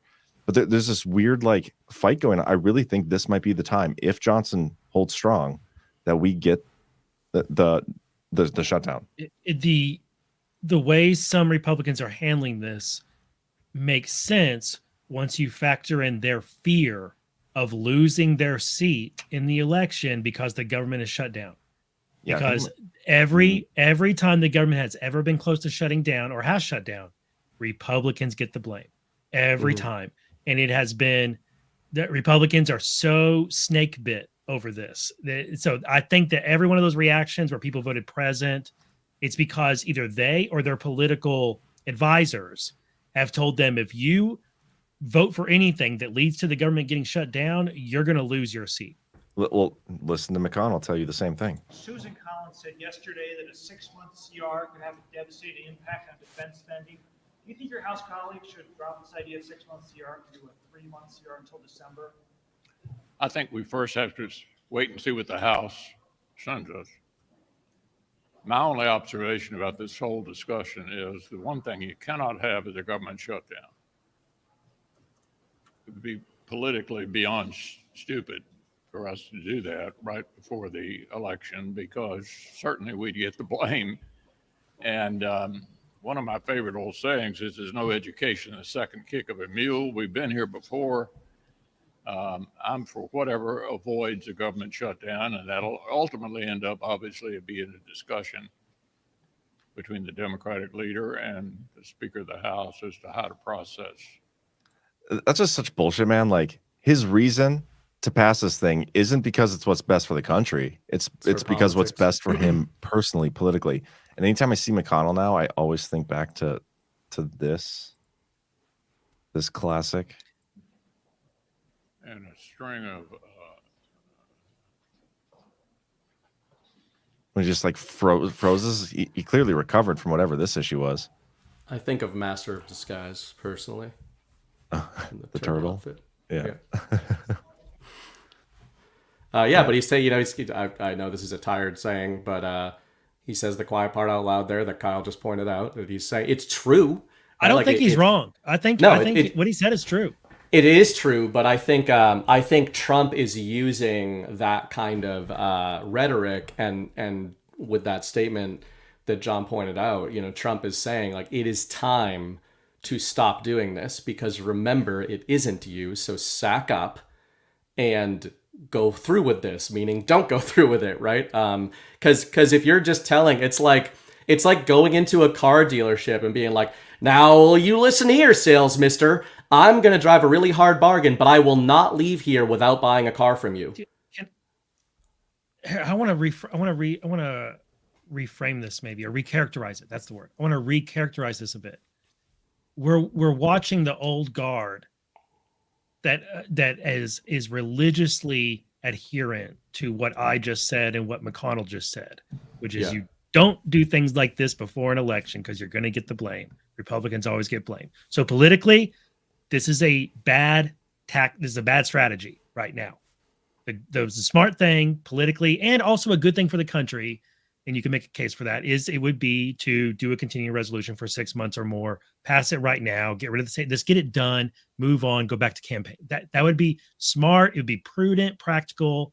It would be traditional way of doing things, and it would avoid a bunch of bad press for the Republicans. Makes all the sense in the world to do that. But Trump is saying don't do it, which to me, and this is my recharacterization of it, Trump is saying now is the moment where you have enough media on your side to win the narrative battle. Now is the moment where the economy is bad enough that the American people will see through this. Now is the moment where attaching the SAVE Act in the context of election integrity, given all of the border issues that we have and illegal immigrants, the information war has been successful enough from our side that we can win this battle. Let the continuing resolution fail if they won't attach the SAVE Act to it and pass it. Let that hang around the Senate's neck. Let that hang around Joe Biden's neck when he vetoes it. Have the balls to go through with this, because we're in a different era now. It's not the old era of politics as usual. This is the Trump era, and we can win. That's Trump's message, right? Against McConnell's message of I'm scared. Let's do something. Keep doing it all the way we have been, and why we've been losing forever. And but both of them make sense. But I think that it's that shift from the old guard and the old way, realizing, oh, the battlefield has changed. We can actually do this now and win out in the end. Yeah, on that point, I mean, with Trump out of office, it's like this day and age, you're going to the poll, you're gonna I bet most people are just gonna vote top of the ticket on down ballot. There's not gonna be people that are like Trump. Okay, this guy voted to shut the government or didn't vote to shut the government down. I'm gonna go Democrat here, and then back to Republican. That's not gonna happen. You're gonna go there and you're gonna be voting Trump. The government shutting down is not going to change your vote. Yeah. Now is the perfect time time to do this. And if anything, this could like help with election fraud shit. That's true. One very last thing. Another reason why the old guard doesn't want to stop the continuing resolution, they want the continuation to go through and want the money to keep spending, is because they get it in their pockets. They want the government to keep spending because it circles back into their pockets. So when they hear shut the government down over this for all the right reasons, they also hear stop the flow of money to my friends and allies and good old boy networks that feed back into my pockets. Well, I think this is more about the voter integrity bill than it is the actual spending of the money. Like, they've been kicking this can down the road. They are going to continue to kick the can down the road. And now all of a sudden, the big issue is what's attached to it, something that was already passed. And now you have people afraid to vote for the thing that already passed because they don't actually care about election integrity. The vote back in July was a fucking farce, man. Yeah, agreed. To both points actually, and where Trump comes in here and looks incredible as always, Teflon Don, is he gets to perfectly draw a perfect line of demarcation between himself and the old guard, right? Like you said, Kyle, and to that point, John, when you're talking about, I mean, we're talking about the money circling back around. We're talking about the and then, John, you just mentioned, the actual stuff that's buried in this continuing resolution that is vital national essential functions to this country. And it just continues to draw that line of demarcation where you cannot, I mean, you couldn't do this 2 years ago to people like us who are paying attention, but there are fewer and fewer options for anybody on either side of the controlled opposition uniparty dynamic to conflate Donald Trump with them, right? It's kind of perfect. It's another example of game theory. They may pass this continuing resolution and cave again at the last minute, and Donald Trump is not only shielded from the GOP doing that, he gets stronger in opposition to the GOP. And if they don't do it, they will be seen as basically going along with Donald Trump's orders before he's reinstalled as the president, because they will be acquiescing to his leadership. They will be codifying the idea that this is the leader of the Republican Party. And to your earlier point, Kyle, things are changing. But when you talk about the election integrity, John, and the national essential functions, it just shows the MAGA voter and the American people. Donald Trump is focused on the actual effects of what this is going to do. He's not focused on playing politics. He's not focused on the GOP. He's not focused on the uniparty. He is focused on what is good or bad for the American people. And if what's good in the long run for the American people is these clowns shutting down the government, it's great. And the last point on it, I would say that we said this last time. I mean, every time they've kicked the can down the road. I know Chris Paul says this quite a bit. I don't think Trump thinks it's a bad thing if the American people are reminded how totally unnoticeable a government shutdown is in their lives. And it makes them start to wonder, hold on a second, what do these guys do besides literally steal from me out of every paycheck and send my money to a foreign war, all while Trump is continuing to campaign on putting more of that money back in your pocket? Yeah, I'm sorry. I'm trying to read through the actual bill here. So keep talking, one of you, because I want to see if there's something in here about audits. Like if there's a thing in here to like audit the election to determine whether or not, like, what happens if they find illegals voting. I do see stuff in here about monitoring and removal of people they find to be illegals voting. It's like if you come in to register to vote and you happen to not be a legal citizen, they can like boot you out right away. I think that's interesting. Right. But I'm trying to see if there's anything about audit in here, because that would make it even more interesting in terms of this upcoming election. It's just the whole point there is it just goes back to the Iran discussion as well. I think that the reason I always refer to Donald Trump as a master of a true master of narrative warfare. I know that he has patriots behind him. We all believe that he's not alone in whatever plans going on here. Of course, with something like Devolution, he's literally not alone. He's got combatant commanders, probably. He's got a lot of people in military intelligence, etc., behind him. But when it comes to the narrative, besides having some advisors, Trump just is gifted with this. And this is another example of where whichever move the old guard makes, Trump is going to get stronger and they are going to get weaker as a direct result of it. That's the way he has set the narrative. Yeah. And by the way, he again pointed out that his asides are his actual meaty stuff. That was hilarious. It's the way he was describing how he goes off on tangents and just reminded me of somebody on Badlands.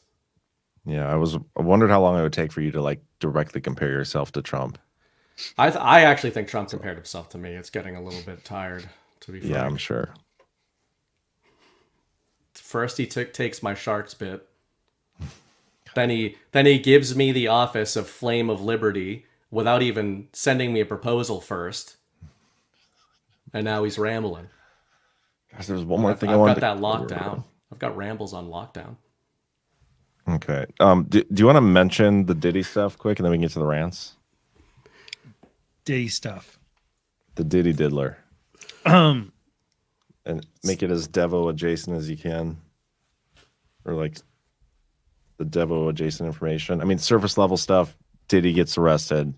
He's been running some sex party stuff, drugging up dudes and women. The Diddy indictment is awesome. I read the whole thing and every other significant filing on the docket in a show I recorded this afternoon. It goes out tomorrow morning, but it's on my Substack right now if you want to watch or listen to it. Diddy's been indicted by the SDNY for running a racketeering operation, an enterprise for not 1, 2, 3 years or a decade, but for a quarter century of a racketeering enterprise that involves sex trafficking, human trafficking, prostitution, narcotics distribution, enslavement, violence, abuse, arson, bribery, burglary, kidnapping with a firearm, in which Diddy took part. He kidnapped a person at gunpoint and then had them help him break into another residence where they threw a Molotov cocktail into an individual's vehicle. There's a lot. Now, it's only 3 counts, but it's because the racketeering charge is the big charge, and then everything under it is an act that builds up a stack of evidence, a stack of criminal activity that feeds into the justification of bringing the racketeering charge. Make no mistake about it, Diddy is facing, Sean Combs is facing life in prison. If he got convicted on 1 charge, the minimum is 15 years, and there's going to be many more. And then this is the first indictment of what I expect will be several. They're going to indict many associates because he did not do this alone. He did this with his staff. They mentioned Rico in this, right, Kyle? It is Rico. And that's huge to me. It is Rico. To me, that's the big Devo part. When all the lawsuit stuff came out and the other reports that came out in November of last year and then spring of this year, I covered it, and it got attention. It was interesting, but I was really looking for a criminal indictment here. But I wasn't super excited because this initially struck me as just celebrity world grossness and depravity and criminality, and I'm not interested in that world. I'm not interested in the Hollywood world and the culture world. However, SDNY announced this on they unsealed this case on the same day that the Second Court of Appeals upheld the conviction of Ghislaine Maxwell, who was also convicted by SDNY. And I do not believe for a moment that was a coincidence. Also, they filed this case on September 12th, which is the day they unsealed new charges against Harvey Weinstein. And it's the home of the Wiener laptop. So guys, the SDNY, Rudy Giuliani, and Trump's stomping grounds, that organization, this legendary outfit, would get so much flack in the media, especially for conservative media, and I think it's all kayfabe and narrative shielding, because the SDNY continues to do some really kick-ass shit, such as go after CCP espionage agents, go after Spygate figures, McGonagall, and then now Miles Guo, and then FTX scandal. FTX, that's all been reignited because Michelle Bond, the wife of Ryan Salami, has been indicted again, pled not guilty. All of that stuff is SDNY. Ghislaine Maxwell Epstein is SDNY. All of this started under the Trump admin. All of this has continued through the Biden admin and is as hot as ever. And I don't think it's too far-fetched to say that the Sean Combs case could end up being the Epstein-Maxwell case that we were dreaming of, because the Epstein and Maxwell case came with lots of baggage. And I think in retrospect, years down the road, when people take an honest look at Maxwell's case, they will realize that it was an absolute fucking miracle that Maureen Comey and her team and the SDNY were able to get a conviction of Maxwell and get her, keep her in prison. Because how many people who were victims of a Mossad, CIA, blackmail operation like what Epstein and Maxwell ran would ever want to come forward publicly and talk about it? Out of all of the victims that Epstein and Maxwell abused, SDNY managed to find a few. Most of them bailed out. Only a couple were willing to go and testify and put that monster in prison. Okay, bring it back to Diddy and Devolution, buddy. And now they've done it again with Diddy. Think about the Epstein-Maxwell operation and how difficult it would have been to get victims to come and testify. Think about how easy it's going to be to get people to come and testify against Diddy and his gang. We're talking about a quarter century of all of this activity, and it involves the type of people who love to talk in front of a camera. Celebrities, rappers, musicians, producers, marketing people. They're talking, think about all the commercial sex workers who have no loyalty to Diddy or his operation. They do this for a living. There are so many hotel workers that had to clean up. The contractors who came in and repaired penthouses that Diddy and his team did $50,000 worth of damage to in a single weekend. All of those receipts, all of those people who witnessed it, all of those people who participated are going to get called in. This case has so much more potential than Epstein and Maxwell ever did, because it touches on so many names that are already famous. Epstein and Maxwell names were not famous until the scandals broke. Diddy and all of these people are so famous that, and these parties that he threw are so famous that they have been mentioned in podcasts, TV shows, interviews for 20 years.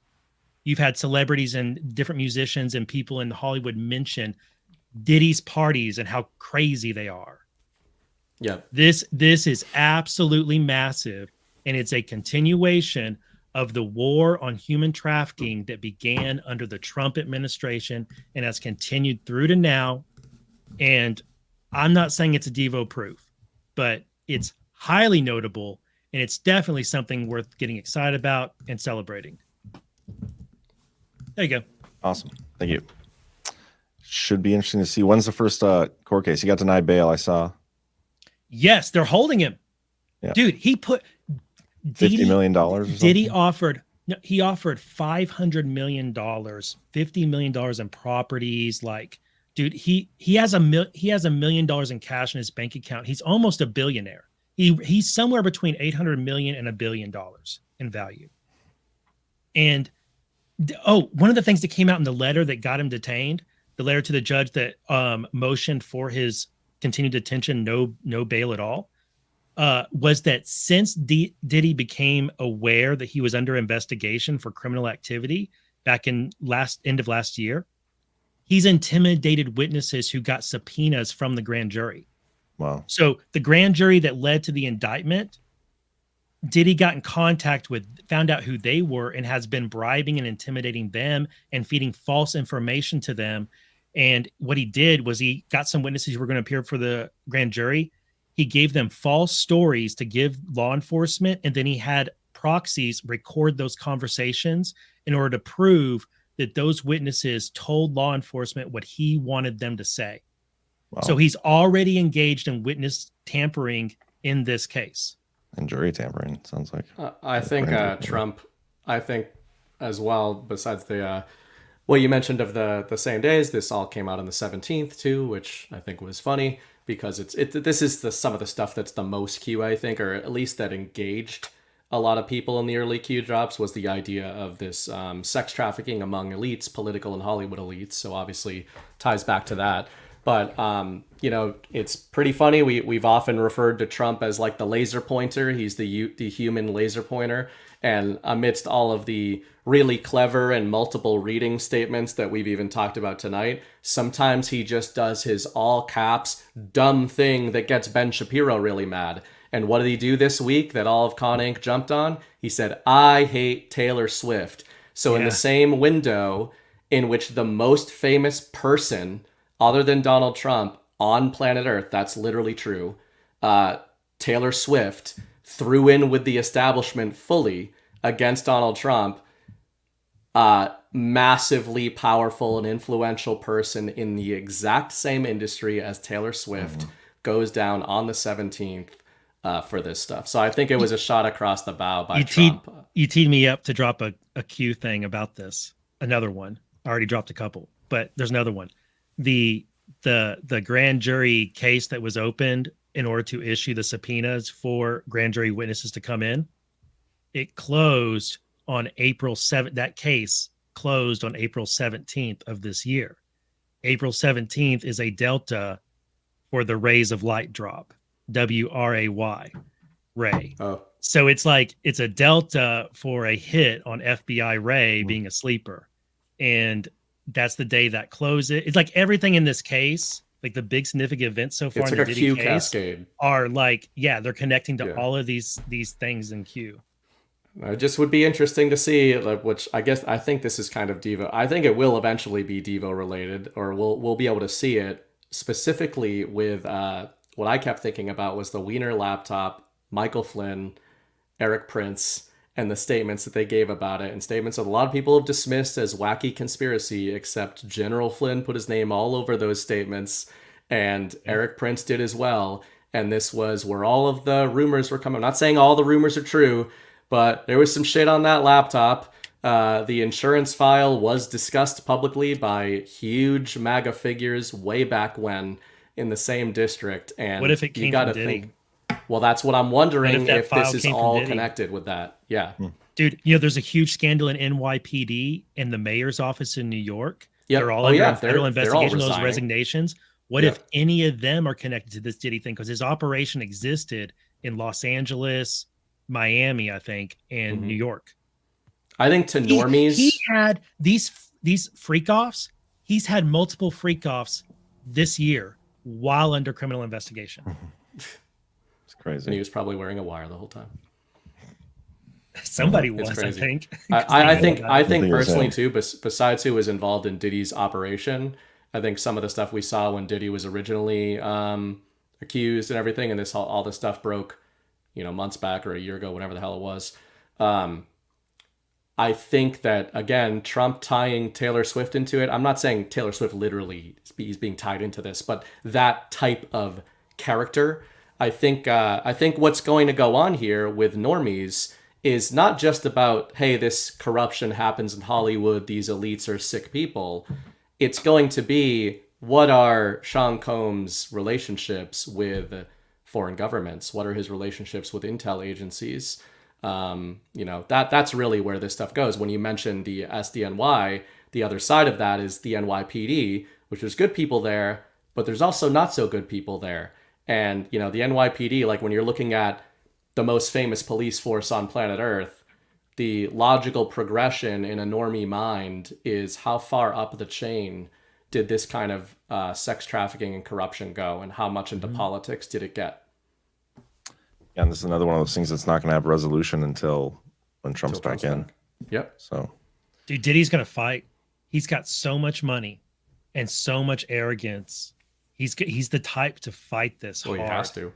Which is it's Kim going to be Kardashian great. going to get taken down with him? I don't know.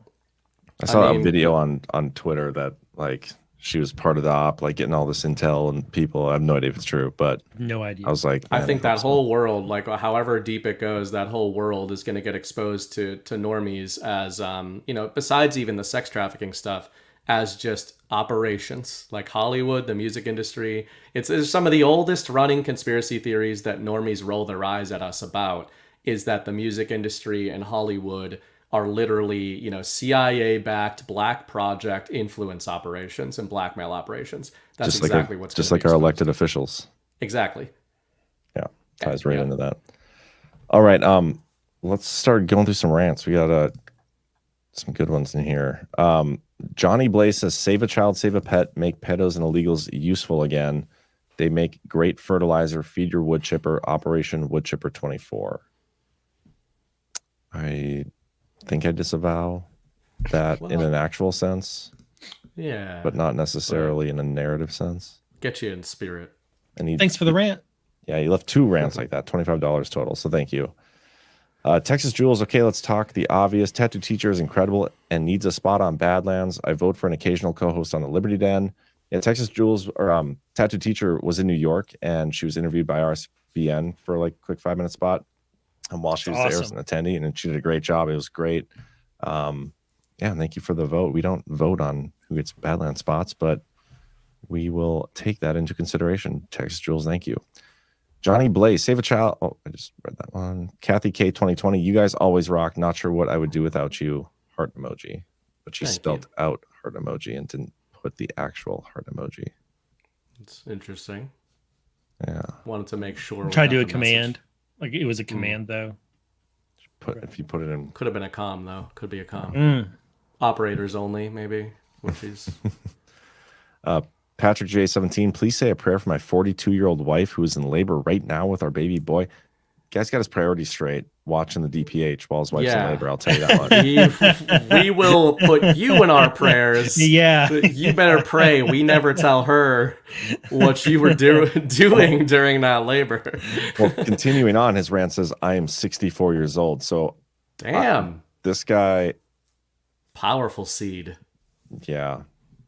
Nobody tells him what to do. A regular Henry VIII. Nobody tells him what to do. She's lucky it's a boy, right? On that note. Congrats. Yeah. He's like, my last 7 wives didn't get the job done. It's not, maybe. I don't know. 1027JS, thumbs up. Not thumbs up emoji, but just thumbs up. Thank you, Joe. And here's Phil Scarborough, a couple good ones here. If Devo is a big corruption cleanup op, then it makes sense Trump is waiting to see who is involved in cheating in November. They'll try to steal it, but I think we'll witness a huge sting immediately after. And see, that's funny because that's like what everybody said 2020 and 2022. I think now those are part of the sting, but to your point, all the together. sting has not been consummated. Speaking publicly. of 64-year-olds having kids, you're right, it has not been consummated yet. But you actually brought this up in our private chat earlier, Burning Bright, about how do you think this plays out? Like, what do you think is going to happen? And this is something we're going to do at some point, like a whole show on this of the scenarios and just gaming out different scenarios. Because I know we do it. Like, it's a good idea because we do it on the show like half sometimes, but it's just good to game out. Like, all right, what's the full rug scenario? What's the Trump wins scenario? Don't give away our topics. Don't give away our topics. But this is the game theory they're doing. Yeah, we're gonna do this at some point, probably soon, because we're getting closer and closer to the election. Just because it'd be a fun discussion, I think, to do so. So we'll get there. Phil Scarborough says again, twice now Trump's posted a cease and desist in regards to election fraud. He's opening telling them, don't do it. I'm going to catch you this time. I think we'll see the end of Devo with a big bang or big sting. It's possible. We'll see. I don't know. You'll see on our game theory episode. I mean, Trump's been literally saying essentially that it was a sting the whole time. It's just that stings have a temporal element to them. They don't just immediately close around you. We caught them all.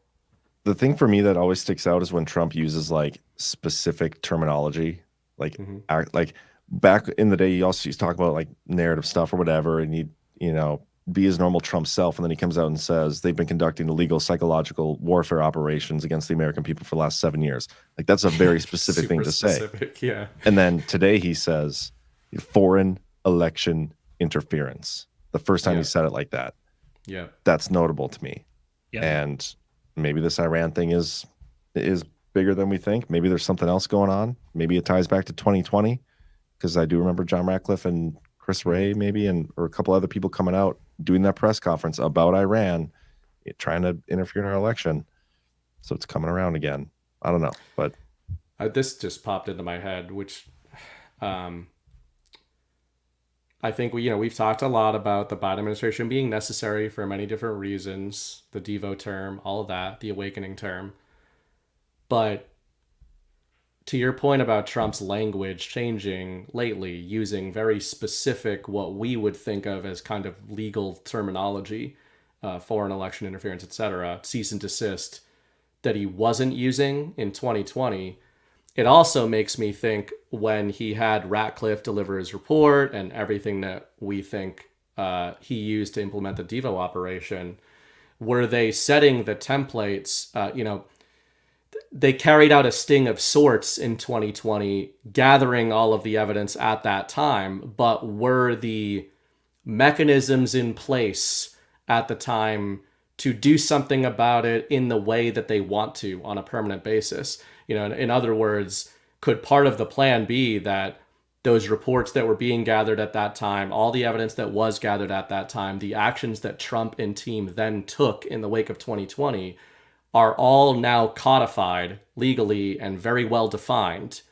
heading into 2024, which might just lend sort of more weight to when he puts these statements out this time of saying like, yeah, we warned you last time around, but now we've literally got these templates laid out. You were mentioning even the devolution language that has changed. It's just a thought. I'm not saying that's what I think, but I wonder if that could be part of what's going on. They wanted to make sure that maybe if they had sprung the trap and sprung the sting in January 2021, they didn't feel as confident that they were going to get everybody wrapped up in that net. And this time around, they're like, all the stuff we learned that time, if you do it this time, we've got all of this stuff codified, very well defined, and there's no way out of it. Something you said there reminded me of something I thought of on Monday that I wanted to bring up, but I forgot. First of all, I think Trump walking away, implementing something like devolution, he wouldn't have done so unless he had the return part of it cemented in some fashion. I think it's risky, and I don't think it has to do with our actual election system, because I think you were the one who made the point on that show back in November 2022.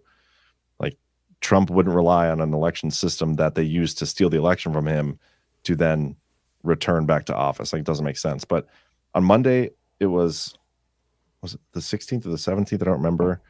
I was on Twitter during Basis Conspiracies, and I was scrolling Twitter, and a Q Delta came up, rig for red. You know what I'm talking about? Yeah. Somebody posts on Twitter, and that made me think of, and I'm sure people have made this connection before. I guarantee it, but it made me think of the red line thing of communications blackout, this stuff, military, whatever. Was that them at that point saying, okay, we're gonna have to rig for rig for the red lines. We're gonna have to walk away ultimately. You know what I mean? Right. That was September. So September they may have been pointing to already we were gonna have to walk away. Maybe you guys can pull up the drops if you know what I'm talking about. Kyle, you know this too. I'm pretty sure that rig for if you're taking it super literally, rig for red does refer to essentially silent running. It's what a submarine does when you're going dark. Yeah. So exactly, John. That would map on exactly with how we think of the devolution operation, because that's essentially the. Do you know the drop I'm talking about though with the red lines though? Yeah. You're comparing the rig for red one to that one, right? To the red lines. That referencing that. Yeah, but I think it's both. I think if it's that, it's saying these red lines have been met, so we need to rig for red. That's what you're saying, right? Yeah. There's- What are the dates on those? There's 3 drops. I got them for you in chat. Just a second. You can There you share go. your screen. Oh, okay.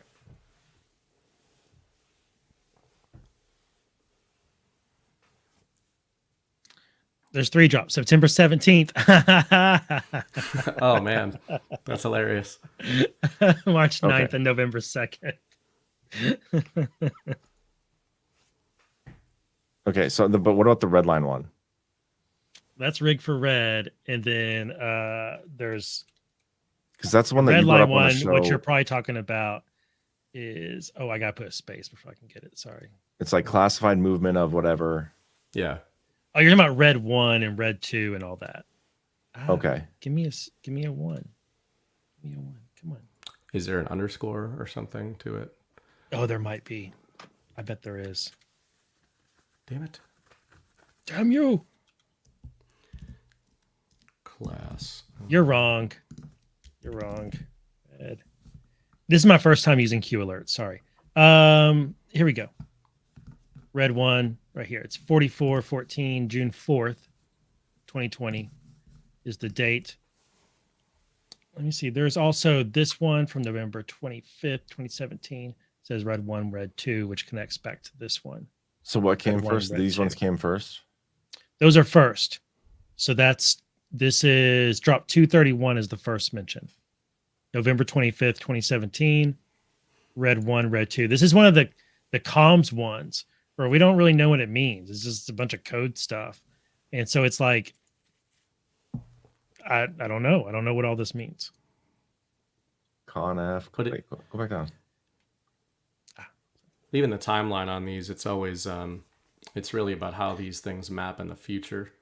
Like, so conference, communication, castle active, Red 1, Red 2, satellite 40,000, Godspeed, P papers, Pandora papers, maybe WRWY.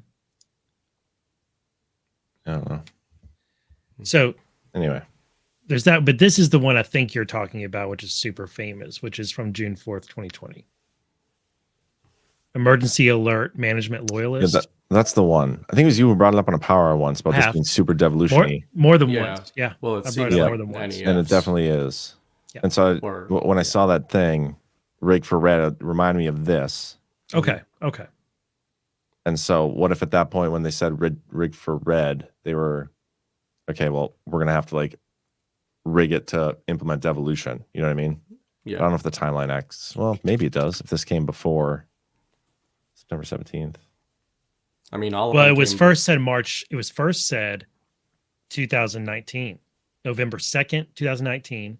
And then it was said again with Nothing Can Stop What Is Coming on March 9th, 2020. And then it was said just that as a statement, September 17th, 2020. So in between in June, you get the Red 1, Red 2. Yeah. Anyway. Okay. I don't remember what we were talking about before that, but we'll keep going.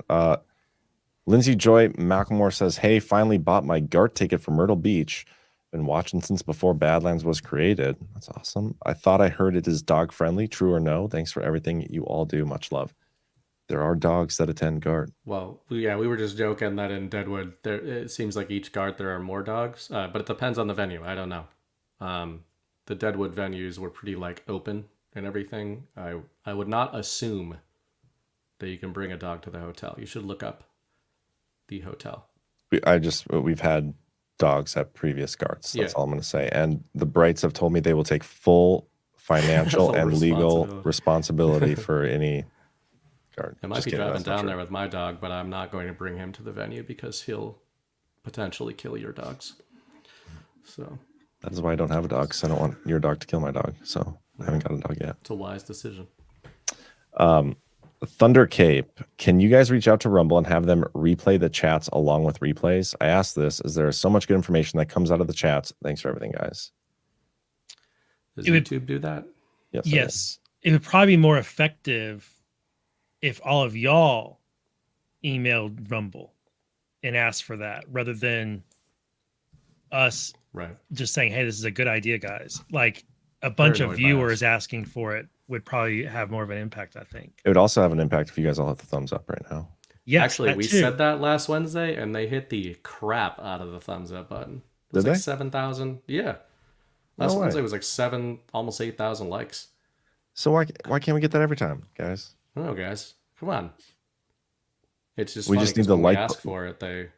We just need the view counter to like go down. Which, by the way, some shenanigans are afoot. Brad and Abby's show last night, the screen, it was showing like 2,000 viewers live, and then it shot up to like 40,000 viewers live for a stretch, and then back down to like 2,000. So I don't know what's going on. The Brabby bump. But anyway, another Brad's one show at midnight is some good stuff. That new show. It was that tonight? Insomnia watching it. Or Saturday? It was Tuesday, I think, right? Or I don't know. It's twice a week, I think. Good stuff though. Yeah. Thunder Cape, can you get? Oh, I just read that one. Another 179. I can't state sources, but I have Joe's true Secret Service code name. Unless you give permission to reveal it, I'll just say that it's based on the Democrats' iconic mascot and something which Joe is known for. Donkey Punch? I don't know. Don't look that up, kids. I guess. Cool. Ekim Navilis, Rico gets my Jimmy's rustling like BB's. Rico shows a whole syndicate. Okay. Who's Rico, BB? And why does he get your Jimmy's rustling? Rico cases. Well, actually, that's just funny. Sure. This is all serendipitous. Starship Troopers' main character is Johnny Rico. We're talking about Rico cases. It's all coming together. Oh yeah, Brad's show is tonight. Just got the notification on my phone. But and then he goes on to say, will Combs be the one who ties a big group of names we all know by singing like a bird? Sounds kind of cute. That's what you said, Just Human. So well said. Who's a Guinness? The legit opposition to the SAVE Act, CR, is that the House will cave on the SAVE Act portion in the end, leaving this as just another CR. Maybe.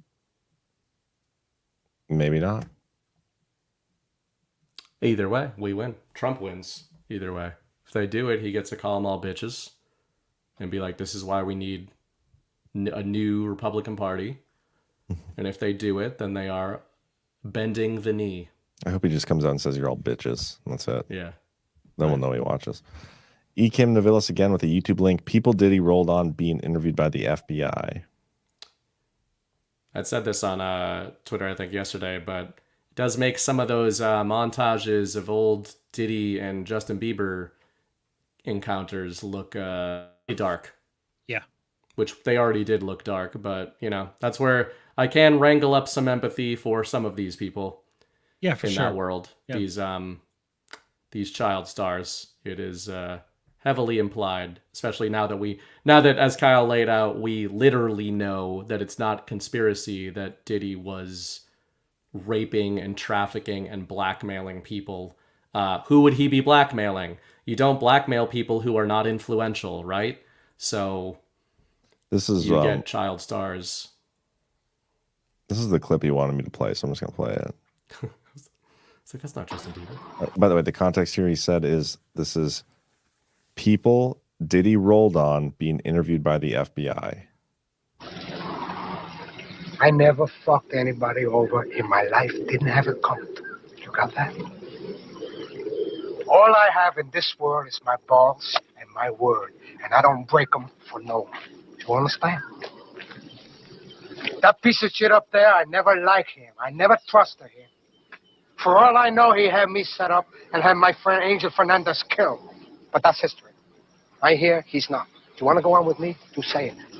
You don't, then you make a move. Pretty funny. That's Justin Bieber. That's Justin Bieber being interviewed. Probably. It's Tony, man. I got to be honest. Eye of the Storm is my favorite Badlands show, but I enjoy this show very much. I can watch the other DPH show until that strange guy starts reading like a retard. I tried, but I just can't. That was very nice of you. Well, that's a lot of backhanded. Thank you for the rant. Thank you, you piece of shit. I like that. That's not my favorite rant of the night. I liked that rant a lot until the end when it got real annoying and shitty. But thank you. I thought it was solid for like a Really dumb. That's basically what he just did to us. So Dumb. anyway, Q Patriot 27 thoughts there's been a rhetoric that there may be a mole in the Secret Service, but I found it ironic that MSNBC happened to have a filming crew filming Trump on the golf course that day. Granted, they filmed Donald Trump everywhere and they're anywhere he goes. they're all the posted time. outside of Yeah. everywhere he goes. So Yeah, that's not the proof. and that they're people seem posted to- up where he's not. They're posted up at places he might appear at or someone close to him might appear at all the time, right? Guys, can you believe Donald Trump made headlines today? Who's in Donald like Trump? at least 2 headlines. It is a good question to ask. How did that guy know at approximately midnight the night before, if not sooner, that where he was going would be a good place to be to wait to possibly get a sighting of Trump, right? Well, I have heard stories on this that he was camped out there multiple days in a row. Then there you go. Then that's so how he was just waiting so for him. He made multiple but I don't even know if attempts. that's true. I don't know if that's true. That's We don't one. know that. That's a possible explanation that does explain it how this would happen without there being a mole. But there could also be a leak or someone feeding him information somehow, especially considering his associations that he seems to have and that he says he has. You would think he might be able to acquire that. I mean, he was able to acquire illegal firearms, so maybe he it was the same able to team that acquire did, some information. Same team behind Nord Stream, maybe his Ukrainian buddies.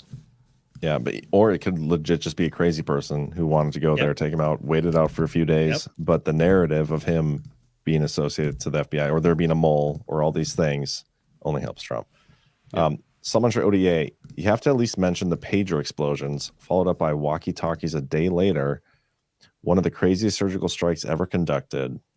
And yeah, we'll get to that. We got a lot tonight already. I know. I think it's probably the greatest clandestine operation in the history of the world. Like it's like the most distributed attack yet constrained to specific targets. It also freaks everybody else. It's out in the world amazing. That has a phone. It freaks everybody out, and it's just the start of something because this type of attack you don't just do randomly. You do this right before you do a huge military deployment. And the reporting is that this was discovered before they wanted it to go off, so they went ahead and set these things off and set this in motion.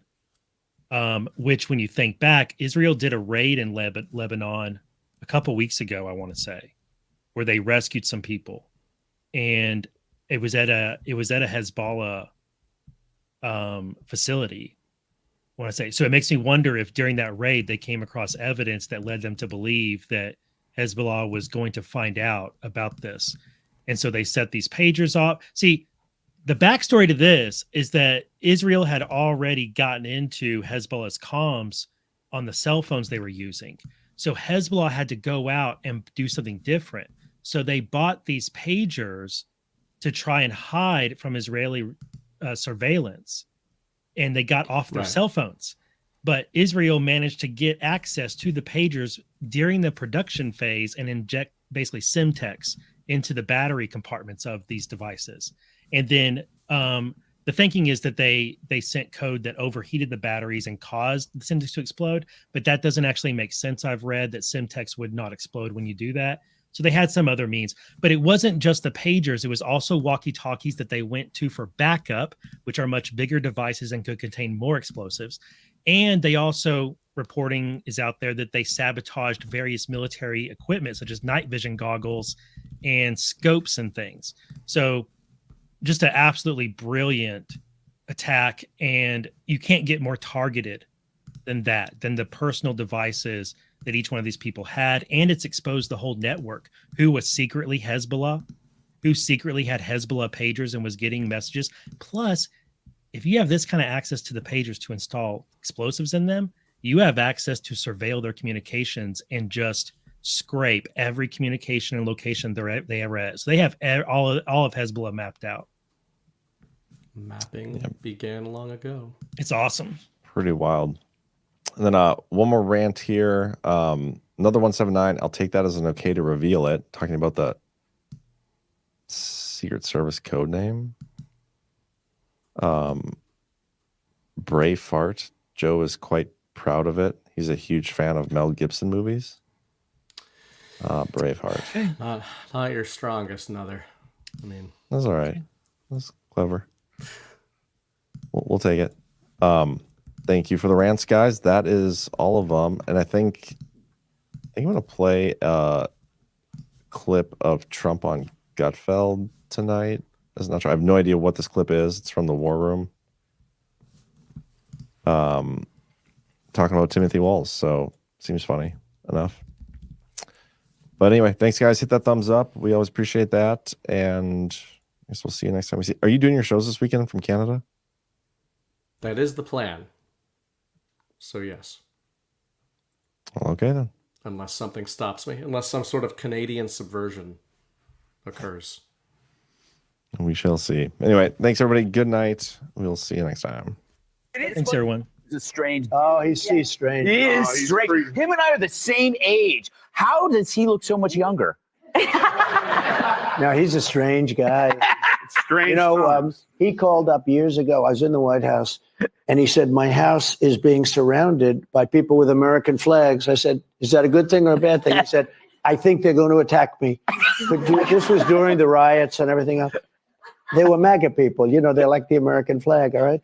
And they also had Trump. And I said, how do you know? There were about 15,000, He said, could you put out a word like that I'm your friend? I don't even know him, but that's the only time I ever spoke to him. And if you look back long ago, tweets, before truth, tweets, long ago, I put out a statement. He's a good man, the governor. He's on our side. I didn't know him, but I didn't want him to get hurt. And everybody put down their flags and they left. Yes. He said it was a miracle. He said it was a miracle. I didn't want him to get hurt. Scared by the American flag. They are. And they say he's not a nice guy. I would have had fun with that. I'm like, call the barbecue, go outside. Yeah. He remembers it, actually. He was a little bit nervous about things. They had one guard. He said, we have one guard at the door. It was the mansion for the state.